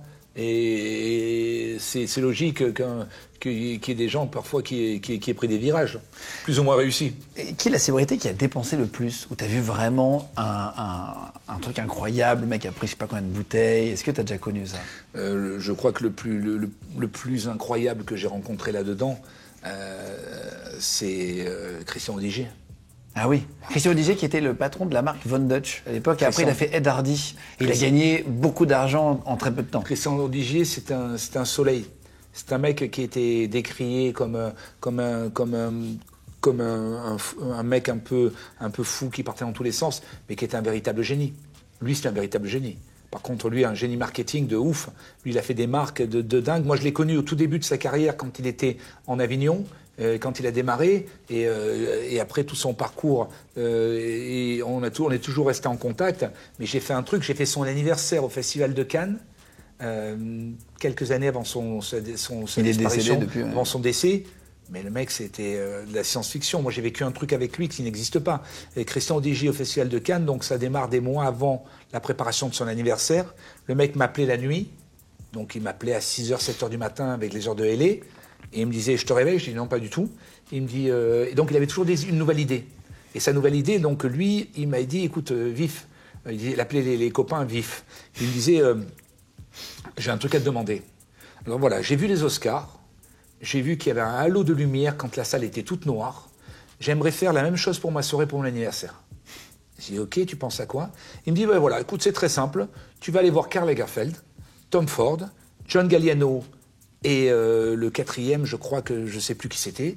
Il me dit, tu vas leur dire que je vais les engager pour ma soirée. Tu me vois en train d'aller voir les mecs et tout, le truc. Donc le mec, je dis, ok, tu vas les engager à faire quoi? Il me dit, bah, écoute, ils vont venir se mettre autour du rond, dans la salle, pendant mon anniversaire. Et à tour de rôle, ils vont venir dans l'halo de lumière, et ils vont dire, Hi Christian, you're the king of fashion. Et ils font un pas en arrière. Comment je vais me sortir de celle-là d'histoire? Comment je vais me sortir de celle-là d'histoire? Parce que tu sais qu'il a vraiment les moyens de le faire. Mais il a les moyens de le faire et surtout, il le pense. Et surtout, ce génie, il le pense. Et il faut que tu saches aussi que les gens de la mode comme Karl et tout détestaient Christian. Parce que Christian, pour eux, c'était tout ce qu'ils détestent. Ils n'aimaient pas le côté pour eux, c'était un jeaner. C'était pas un designer. Donc voilà. Donc il me harcelait. Quand il avait une idée en tête, je t'explique, il lâchait pas. Et un matin, j'ai une inspiration. J'ai dit, Christian, je les ai eus. C'est bon, j'ai une bonne et une mauvaise nouvelle. Il me dit, ah bon? Il me dit, c'est quoi la bonne nouvelle? Premièrement, c'est qu'ils te remercient tous d'avoir pensé à eux. Ah, et la mauvaise, c'est qu'ils l'auraient volontiers tous fait, mais ils se détestent entre eux, ils veulent pas être dans la même salle. Et là, dans la seconde, il switch. Il dit, bon, ok, tant pis, allez, on passe à autre chose. Tac, et on enchaîne. Ah ouais. Et on enchaîne. Et ce soir-là, donc le mec, il avait booké pour son anniversaire 50 Cent. Il avait booké Snoop Dogg, Paris Hilton pour faire la Marilyn pour le gâteau. Et il me dit, je veux Patrick Juvet. Patrick Juvet. Il me dit, oui, je veux Patrick Juvet. J'ai dit, mais qu'est-ce que tu veux faire, Patrick Juvet? Il me dit, tu comprends, Vif, quand je suis arrivé aux États-Unis, j'ai écouté en boucle I Love America. Et pour moi, ça représente un truc incroyable. Ce soir-là, il faut que tu saches que sur ce soir-là, cette soirée-là, au VIP Room de Cannes, au Palm Beach, sont prévus Prince et Michael Jackson. Michael Jackson, on est quelques mois avant sa disparition. Il est en répétition à Londres pour la tournée. Et il était très très copain, il avait eu l'année d'avant Michael Jackson. À son anniversaire. À son il y a une anniversaire. image qui a tourné à l'époque, il a fait venir, je crois qu'il a payé $1 million pour qu'il vienne 5 minutes. Il est arrivé dans une chambre froide et compagnie. Mais lui, pour lui, il repayait. Il est arrivé quand? Dans une chambre froide. Pourquoi? Parce qu'il fallait pas qu'on le voie arriver. Ah, dans un camion réfrigéré, tu veux dire? Oui, il faisait arriver des voitures, des limousines, les mecs guettaient le truc, et le mec est arrivé en chambre froide.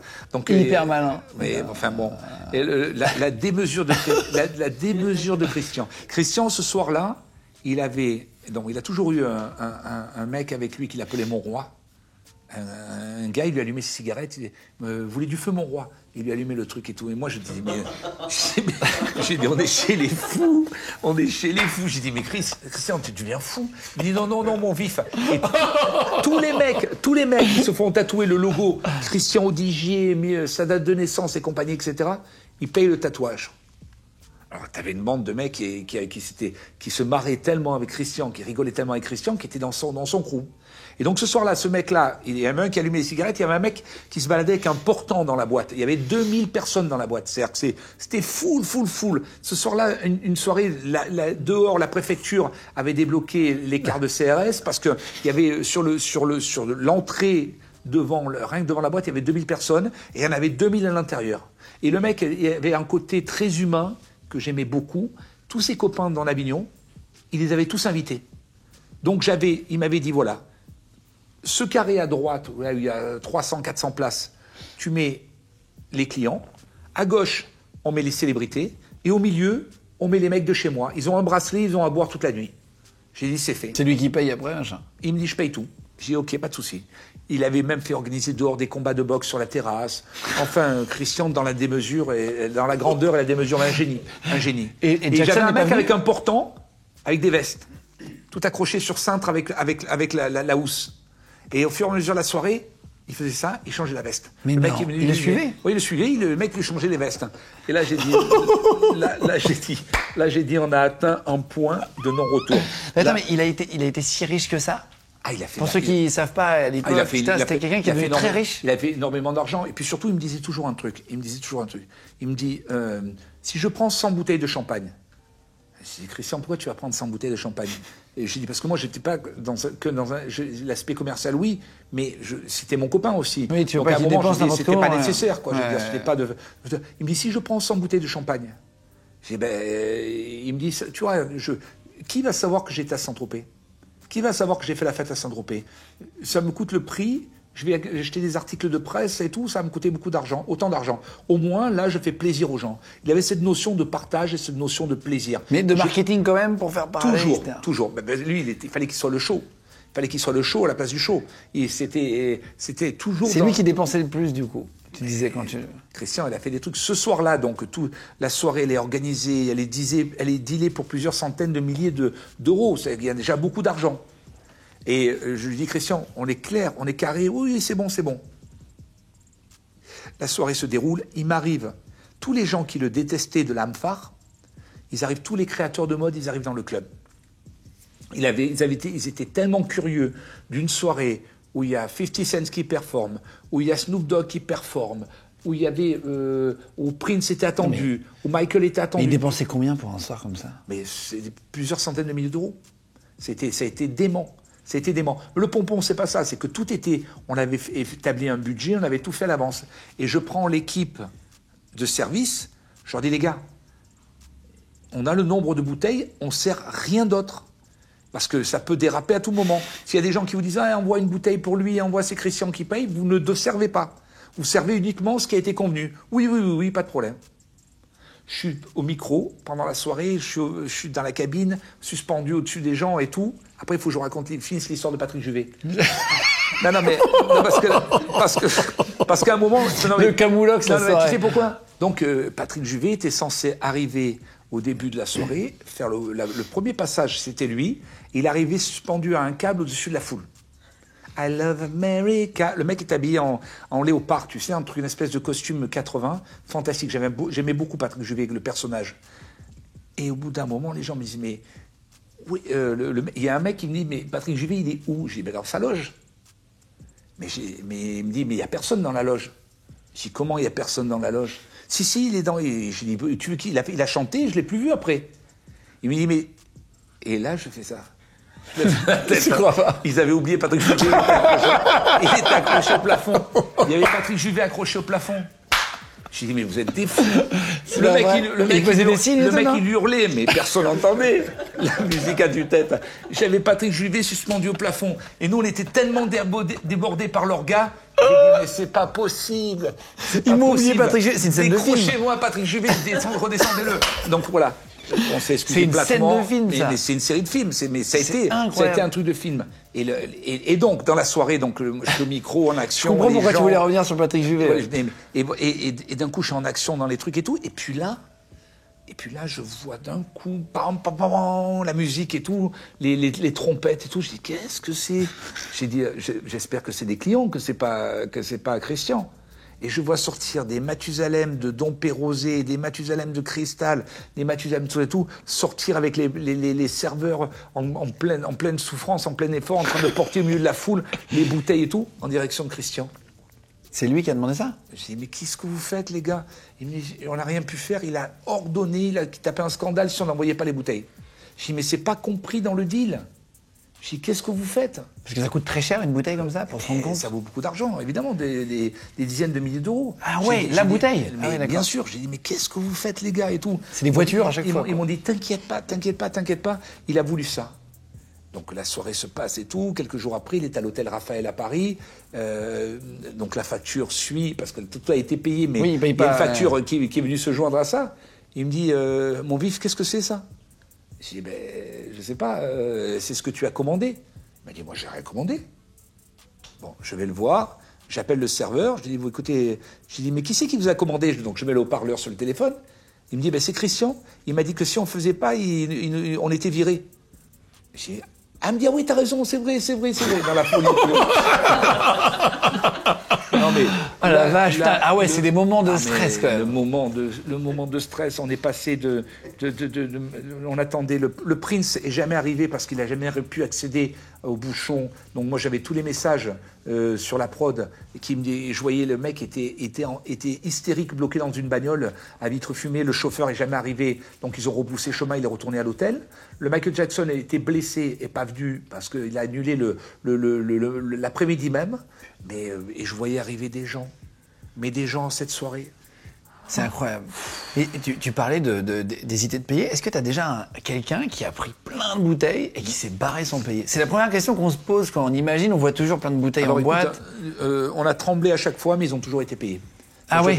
Il se trouve que quand les gens font des grosses dépenses comme ça, c'est souvent des paiements qui se font par virement. Ah, c'est vrai? Pas tout de suite? Non, pas tout de suite. Mais donc là, on tremble toujours, quoi.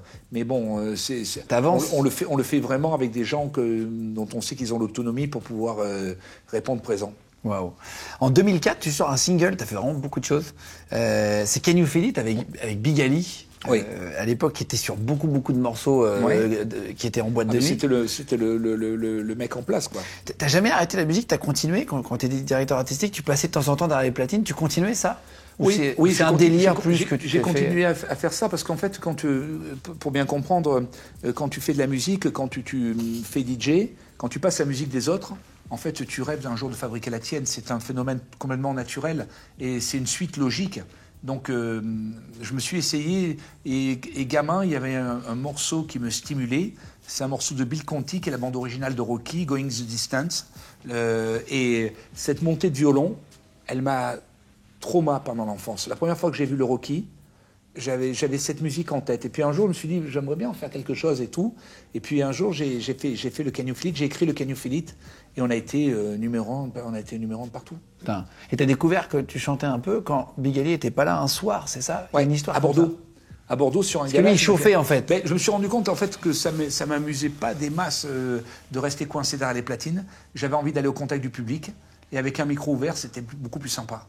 Et la communion avec le public était vraiment très cool. Ça me correspondait plus, en tout cas. T'as fait beaucoup de photos, on voit chez toi, on va pas les montrer, il y a des photos perso avec les enfants et tout, mais il y a plein de photos de soirées, t'as plein de... Ah, moi, j'ai pas de photos de moi chez moi, il y a que mes enfants. T'as plein de souvenirs. Mes enfants, ma famille, quoi. Oui, c'est ça, ton papa, etc. Ouais.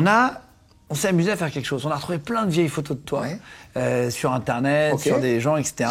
Et on en a fait des fausses. Il va falloir que tu devines si c'est un vrai moment que t'as vécu ou pas. D'accord? J'attrape l'iPad. Allez, de retour, donc avec les photos. Toi, tu sais pas, on est d'accord, je t'ai vraiment pas prévenu sur les jeux. Hein. Attends, je le mets là, faut pas que tu regardes parce que là, j'ai mes petites fiches quand même. C'est tellement bien fait que parfois, je ne sais même plus lesquelles sont vraies, lesquelles sont fausses. Je vais te dire. Est-ce que tu te rappelles de cette photo? Hop. Oui, vraie photo, tournage de Saint-Tropez, la chanson, extrait de l'album de Music Save My Life. avec Snoop Dogg En featuring. et Karl Lagerfeld. T'as eu quand même des featuring assez incroyables sur ton Ouais, album. dingue. On va en parler dans 2 minutes, on n'est pas encore arrivé à cette période, mais c'est assez fou. Tim Burton, Johnny Depp. Ça, c'était la diffusion au VIP Room de Cannes, Palm Beach, du film Chanel avec Karl Lagerfeld, où Vanessa Paradis, Johnny Depp et Tim Burton étaient présents. Alors tu sais quoi, c'est une fausse photo. Je dis C'est une le même connerie soir, ou... pourtant. Hein? Attends, je crois que c'est une fausse photo. J'ai un doute, hein. Je crois que c'est une fausse photo, mais en fait, le moment est réel peut-être, mais la photo n'est pas vraie. Non, Le problème, c'est que tu as vécu tellement de trucs, gars, qu'en fait, toutes les photos, c'est possible. Cette photo existe, peut-être pas sous le même angle, mais la photo, il y a la même photo que ça avec les deux.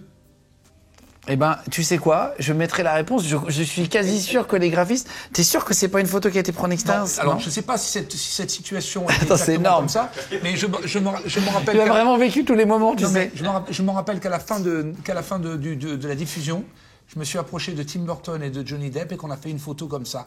Alors, c'est peut-être pas exactement la même. Là, on est peut-être de plein pied, alors que la photo... Ouais, mais en tout cas, t'as vécu ce moment, ça aurait été possible. Mais cette soirée, cette photo, tu vois, j'ai un doute. C'est fou, c'est-à-dire qu'on peut mettre des fausses photos de Jean-Roch, il a vraiment vécu les moments. On était dans le endroit. Ça, c'est 100%. Et ce soir-là... Ah, mais c'est pas 50 Cent, ça. C'était pas 50 Cent, ça. C'était le mec... C'était R. Kelly. R. Kelly. Et en fait, on a changé le visage. J'avais rigolé parce que sur le nom de l'équipe de France, on aurait dit Marcel Desailly, tu vois. Ah ouais, t'as raison. Effectivement, mais la photo est réelle, sauf que c'est la tête d'Hergé, on a changé. 50 Cent a remplacé R. Kelly, mais bon, Exact. la photo existe.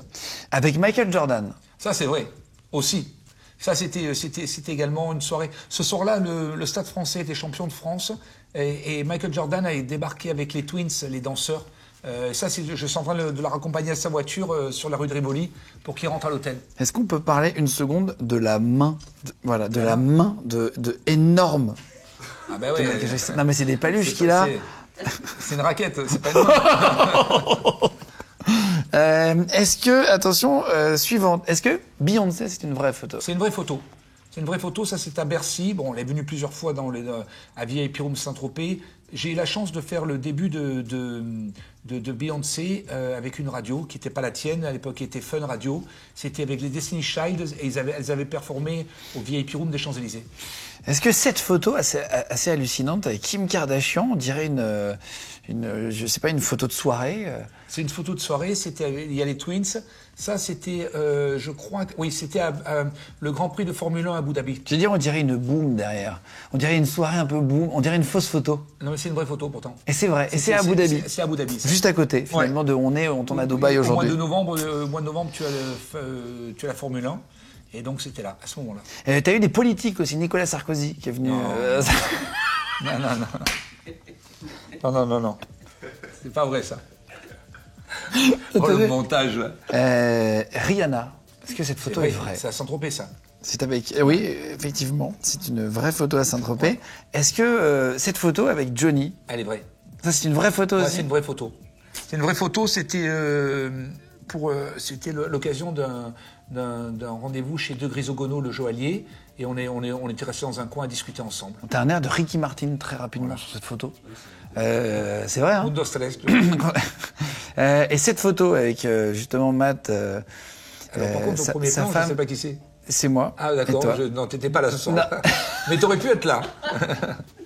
En fait, ils sont amusés à faire ça parce qu'on s'est recroisés. On s'est recroisés au concert de Matt. Voilà, on l'embrasse fort, exactement, à son concert qu'il a fait à la U Arena où c'était rempli. Très, très beau concert. On s'est revus là et c'est là où je t'ai dit, mais attends, tu dois avoir plein d'anecdotes, faut qu'on se fasse une émission ensemble, c'est pas possible. Exactement. Que ça soit pas encore fait.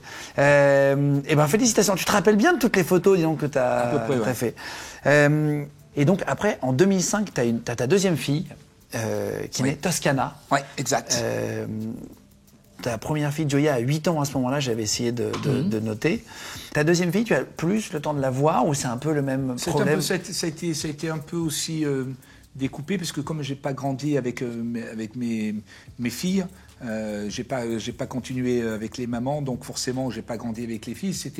C'était aussi ce désir à partir du moment où je reconstruisais une famille, aujourd'hui c'était de grandir avec mes enfants. Et c'est surtout pour moi la véritable réussite, elle est là. C'est de pouvoir grandir avec ses enfants, de pouvoir les accompagner à tout âge de leur vie. C'est le plus important dans la vie en réalité. C'est ce qui t'apporte le plus de bonheur. Certainement, pour moi en tout cas. Plus que... En tout cas, pour moi, la plus grande récompense, elle est là. Parce que tu continues de vivre des choses en même temps assez folles. T'as beaucoup d'anecdotes, mais on va en sélectionner. J'ai des fiches, je pourrais faire 6 heures d'émission pour être très honnête. Tu peux juste nous raconter une anecdote avec Belmondo, qui t'est arrivé en boîte de nuit. On a du mal à la croire tant que tu la racontes pas. Belmondo, c'était Jean-Paul. Jean-Paul, ouais. Belmondo et Paul est aussi charmant, mais la rencontre avec Belmondo, elle s'est faite à diverses reprises à Paris. Et on avait un copain qui était fleuriste, qui était un très bon ami de Jean-Paul. Et un jour, après le théâtre, ils m'ont dit on va venir prendre un verre. C'était dans les années, peut-être juste avant les années 2000, je veux dire. Et ce soir-là, j'ai un souvenir incroyable parce qu'il sortait du théâtre, mais Bébel, la magie de Bébel, le sourire, la voix, l'œil malin, la générosité, tout réuni. Et ce soir-là, il leur prend une envie de grignoter. Sans faim. Ouais, nous, on n'avait pas de restaurant, donc c'était un club. Et ils avaient un copain, donc comme c'était tous des bons vivants, ils avaient du bon vin, et puis ils avaient des volailles. Il y avait des poulets, des trucs cuisinés, c'est bon, un poulet rôti, etc. Mais Belmondo en train de manger de la volaille, du poulet dans le club avec du saucisson, avec du pain, avec du truc, exceptionnel. Faire une espèce de pique-nique là improvisé dans le club, c'était Star Wars. Et les gens ils passaient, ils voyaient Belmondo, ils faisaient comme ça. Alors Belmondo en train de manger une cuisse de poulet, grailler dans le club, les gens ils étaient médusés. Il a fait venir des poulets rôtis. Oui, son copain, il avait tout dans la voiture, il a tout sorti. Et en avant, ils avaient un pique-nique. Il est arrivé avec son petit panier avec le petit tablier à damier. C'était magnifique. C'est quoi à peu près un plus gros pourboire que tu as vu? On a un client, et il se reconnaîtra s'il voit l'interview, qui est très très généreux avec les équipes, et c'est super. Moi, j'ai fait partie je défausse pas de la question, mais je fais partie d'une génération. Je suis arrivé dans les clubs où il y avait une période un peu Formule 1, et les clients qui avaient de l'argent, ils arrosaient les autres. Je détestais ça. Moi, perso, j'ai jamais aimé les gens. Ah oui, tu parles avec le champagne, etc. Un bivet de champagne, je trouvais ça relou. Je trouvais ça malsain et relou. Et j'ai eu la chance de rencontrer une génération de clients qui étaient plus dans la générosité et qui, eux, au lieu d'arroser, offraient des bouteilles. Arroser, mais d'une autre manière. Oui, ils arrosaient, mais différemment. Ouais. Mais sans justement salir qui que ce soit. Et eux, ils commandaient, et puis en plus, ils offraient des bouteilles aux gens comme ça et tout autour. Donc ça fait que tout le monde était au même niveau. Et j'aime beaucoup ça, en fait. J'aime beaucoup quand la notion de partage et de communion.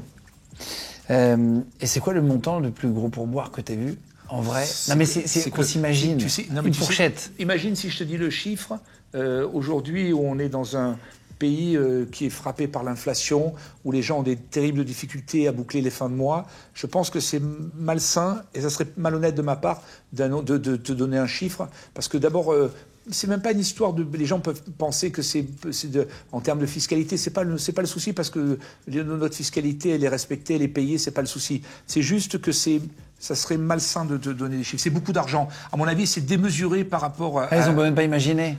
On peut imaginer, mais disons rien que de le penser, quand tu as du mal à boucler tes fins de mois et que tu te dis qu'il y a un mec qui peut dépenser des dizaines, des centaines de milliers d'euros de tips. Non, mais on sait qu'il y a des milliardaires. D'ailleurs, s'il n'y avait pas de milliardaires, s'il n'y avait pas de patron, il n'y aurait pas de salariés, etc. C'est une société qui tient. Je suis d'accord, mais tu sais quoi, c'est difficile de dire qu'un serveur, un mec qui fait bien son métier, mais qui porte des bouteilles sur une table, il va gagner ce que quelqu'un ne gagnera pas dans une vie, quoi. Ah oui. D'accord. Ah oui, donc c'est des très très gros pourboires. Ouais, je comprends. Waouh. Est-ce que tu peux... c'est pareil j'imagine, pour des gens qui dépensent des sommes dans des soirées, c'est inimaginable pour le commun des mortels. Parce que... Ça l'était. Aujourd'hui, c'est beaucoup moins fréquent. Aujourd'hui, il y a une vraie baisse. La Covid a certainement joué pour ça, mais aujourd'hui, ça s'est équilibré. Il y a toujours eu des extraterrestres qui apparaissaient, de tout horizon, de toute destination, de toute culture, de toute religion, de tout truc. Il y a toujours eu des gens avec des moments de folie, d'euphorie. Et aujourd'hui, ça s'est un peu équilibré. Et je trouve que c'est bien. Et pour parler de sécurité, parce que c'est une vraie question, quand tu as un établissement de nuit. Est-ce que tu avais peur qu'on te braque les caisses? Est-ce que c'est un truc qui était déjà arrivé? Est-ce que c'était une crainte en tant que patron? Je touche du bois, non, ça n'est jamais arrivé. Mais c'est évidemment, il ne faut pas flamber, il faut être discret, il faut travailler avec humilité. Moi, j'ai jamais entretenu les chiffres. J'ai jamais trop aimé que les serveurs postent les bouteilles vides, parce que ça crée l'envie, c'est pas nécessaire. C'est déjà des métiers qui sont pas faciles. Il ne faut pas non plus... Oui. Il faut toujours tenir compte des gens au petit matin que tu croises en partant du club. Et c'est en 2010 que tu rencontres ta femme actuelle qui s'appelle Anaïs, Oui. Avec qui tu as 4 enfants, qui s'appellent Santo, Cielo, Rocky et Capri. Oui. Comment vous vous rencontrez? On se rencontre, elle va venir à faire une saison à Saint-Tropez. On va travailler ensemble, mais il va absolument pas y avoir d'étincelle au moment où on travaille ensemble. C'est toujours basé sur une notion de boulot, de performance. Moi, quand je suis dans le boulot, je suis dans le boulot. Et progressivement, elle va arriver dans ma vie à un moment essentiel. Et on va partir faire un voyage. Et puis progressivement, elle va démarrer. On va démarrer notre histoire sans véritable vision, sans véritable évidence. Et on va apprendre à se connaître et à évoluer ensemble. Et elle est exceptionnelle. Donc moi j'ai beaucoup de chance de l'avoir rencontrée. Donc vous vous rencontrez au boulot, comme 80% des couples. Comme 80% des couples, on va se rencontrer dans le contexte du travail, mais ça ne va pas se passer dans le travail. L'étincelle, le déclic n'aura pas lieu dans le travail. Et t'as dit une phrase, en fait, tu dis je ne me marierai plus jamais après elle, je veux vieillir avec elle. Ah ben c'est le rêve. Moi c'est mon rêve. C'est mon rêve. Je ferai tout. En tout cas, si demain ça n'était plus le cas, ça serait pas de mon ressort. Ça, c'est en 2010. 2 ans plus tard, tu sors un album. Et moi, j'étais à l'époque à Énergie, en soirée, je me rappelle très bien, avec plein de featuring, t'en parlais tout à l'heure. Il y a Snoop Dogg, Big Ali, il y a Florida à l'époque. Ouais, il y a eu un casting. Pitbull, qui était la superstar en Amérique latine. À un moment, j'ai voulu conjuguer mes métiers. Je travaillais avec ces gens au quotidien dans les clubs. Et au moment où j'ai fait l'album, j'en profitais pour dire tiens, écoute, j'ai fait un son, regarde si tu veux faire quelque chose là-dessus. Et c'était vraiment du copinage.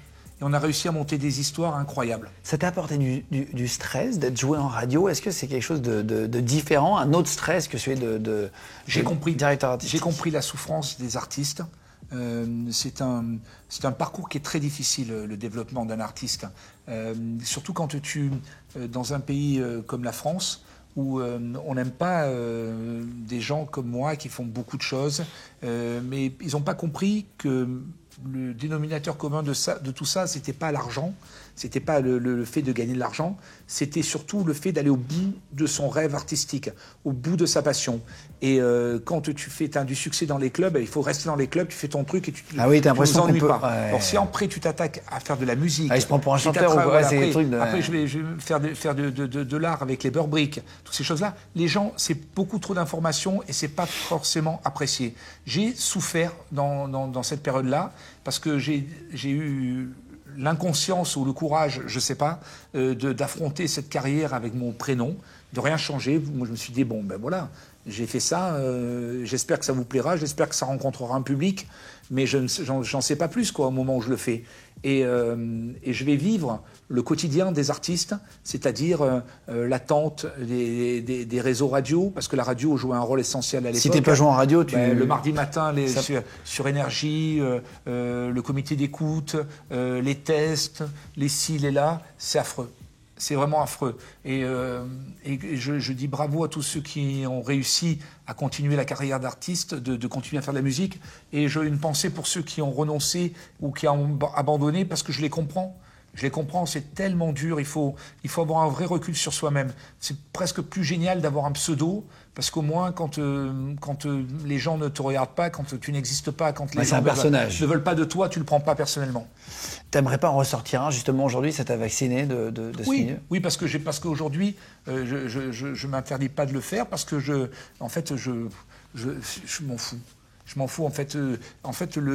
La façon dont ce prénom est devenu une marque, Jean Rock, ça peut devenir aussi un pseudo. Ça serait comme si c'était un pseudo. Et les gens, les gens prendraient une chanson ou prendraient pas une chanson de Jean Rock, ça devrait pas me toucher. Et j'essaie d'atteindre justement ce décalage qui fait que il faut pas prendre ça pour soi directement. J'avais noté, tu es devenu disque d'or quand même avec cet album. Il a marché. Tu es passé vendu. sur Énergie, je crois, plusieurs fois par jour. Je t'entendais passer. On a vendu, l'album s'est bien vendu. Ça a été un beau succès. On a eu une très belle tournée derrière. On a fait beaucoup de dates.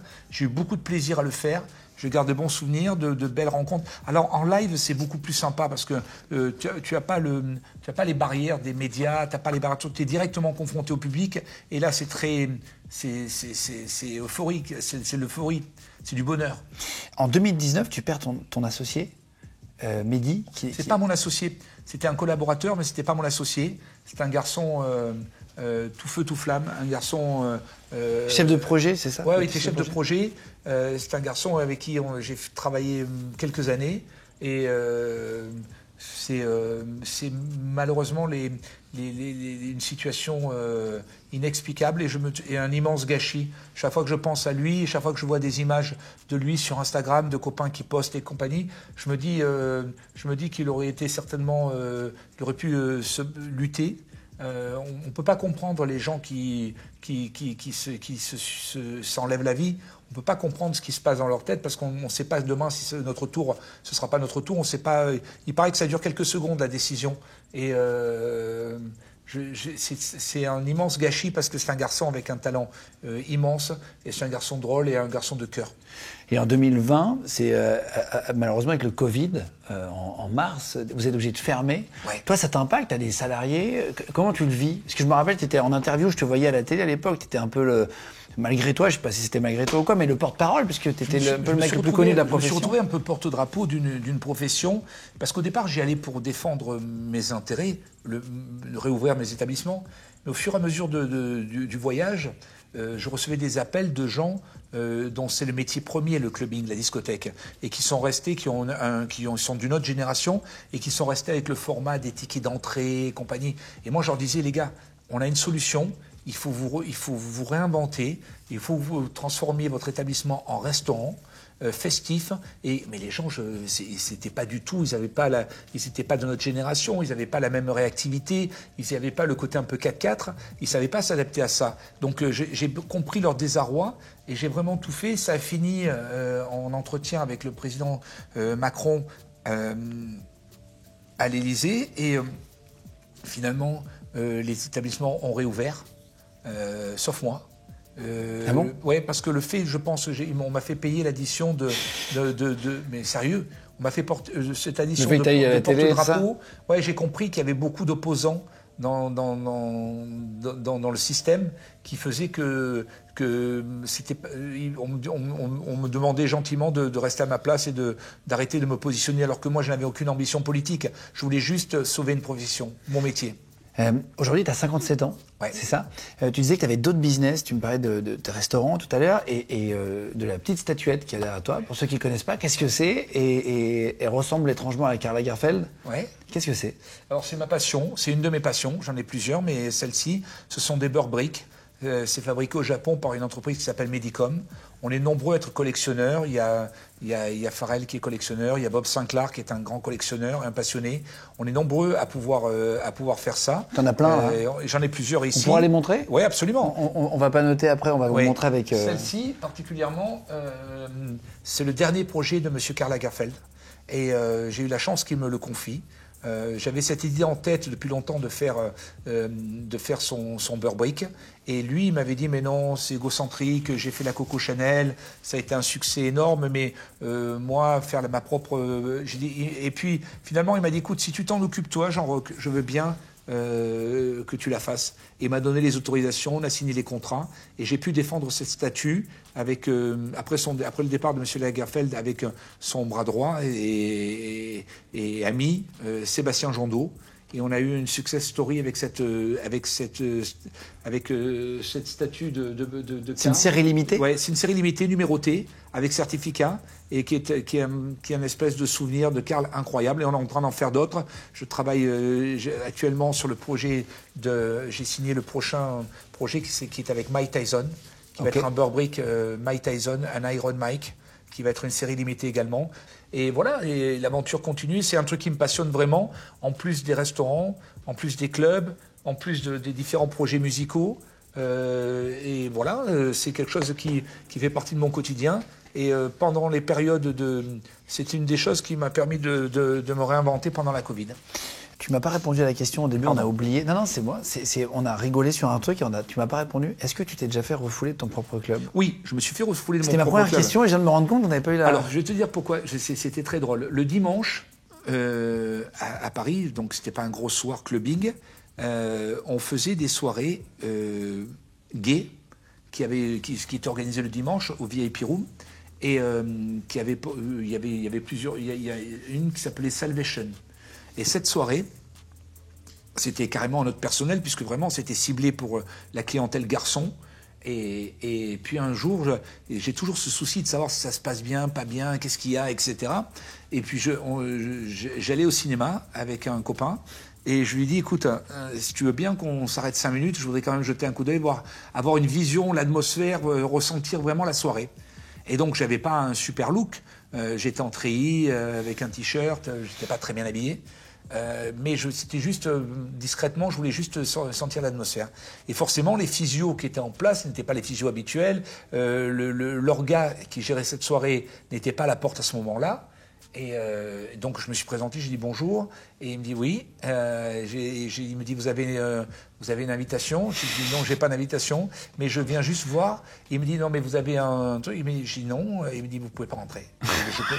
Je comprends tout à fait. Je comprends. Je peux pas en vouloir à quelqu'un qui fait la même chose que moi. Évidemment, il n'est pas censé savoir. Je suis pas dans le même univers que lui. Il fréquente pas mes endroits. Et tu lui as dit? Mais non, j'ai rien dit. J'ai juste dit, est-ce que vous pouvez demander à telle personne si elle peut venir? Et l'organisateur avec qui j'avais validé la soirée, tu vois. Et le mec arrive, il se met les mains sur la tête. Je dis non, tranquille. Je m'offusque pas du tout de ça. Il a fait son métier, en soi. Ça me pose aucun problème. Je lui ai dit, écoutez, je comprends tout à fait. Et je rentre 5 minutes, je regarde un petit peu, j'ai regardé l'atmosphère, j'ai beaucoup aimé l'énergie qu'il y avait et tout. Et puis après, je suis allé au cinéma tranquille. Et puis le gars, je lui ai touché la main, il n'y a pas de souci. C'est pas très, très grave. Ouais, mais comme je dis, n'oublie jamais, je me suis fait refuser dans tous les clubs avant d'avoir les miens. Donc, et c'est pour ça que je comprends la frustration des gens mais c'est pas plus grave que ça, en fait. Est-ce que tu as déjà refusé, sans faire exprès, un artiste très connu ou tes visios quand toi tu y étais? Ça, par contre, j'ai beaucoup de défauts, mais je me rappelle des visages et je me trompe pas sur ce genre de truc. Tu t'es trompé, par contre, en appelant, je crois, Conor McGregor. Ouais. T'as fait une énorme... Pour terminer, parce que c'est assez drôle quand même. Mais c'est fantastique. Et alors, c'était l'été dernier, à Saint-Tropez, j'ai un copain qui me dit, un chauffeur, il me dit... prépare-toi, j'arrive avec Conor McGregor. Le boxeur. Voilà. La légende du MMA. Le mec, bon, il y a même des docus sur lui sur Netflix et tout. Tu vois, le mec, c'est. Et puis surtout, c'est un vrai symbole dans ce sport et puis le courage de cet Irlandais. Le menton levé, il marche toujours le menton. Les tatous, l'aigle, les compagnies, etc. Le mec est un personnage. Et puis il a la démarche de Peaky Blinders. Tu sais, exactement. Et tout. Le mec, il rentre sur le ring, c'est Peaky Blinders. Quoi. C'est waouh, c'est fort. Et donc, il arrive au club, et dans l'excitation, je prends le micro, j'annonce aux gens... C'est des moments de gêne, moi, ça me gêne rien d'entendre. Non, mais j'annonce aux gens, Ewan McGregor is in the building.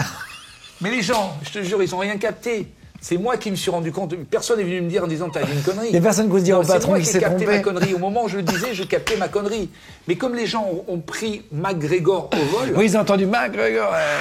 C'est ça a couvert le truc. C'était la liasse, c'était couvert et tout. Donc j'ai eu le temps juste à la deuxième prise de micro, j'ai dit Conor McGregor is in the building. Ah ouais, et là, c'est passé crème. Mais moi, je le dis parce que je la raconte parce que je me rends compte que, en fait, c'est pas très grave.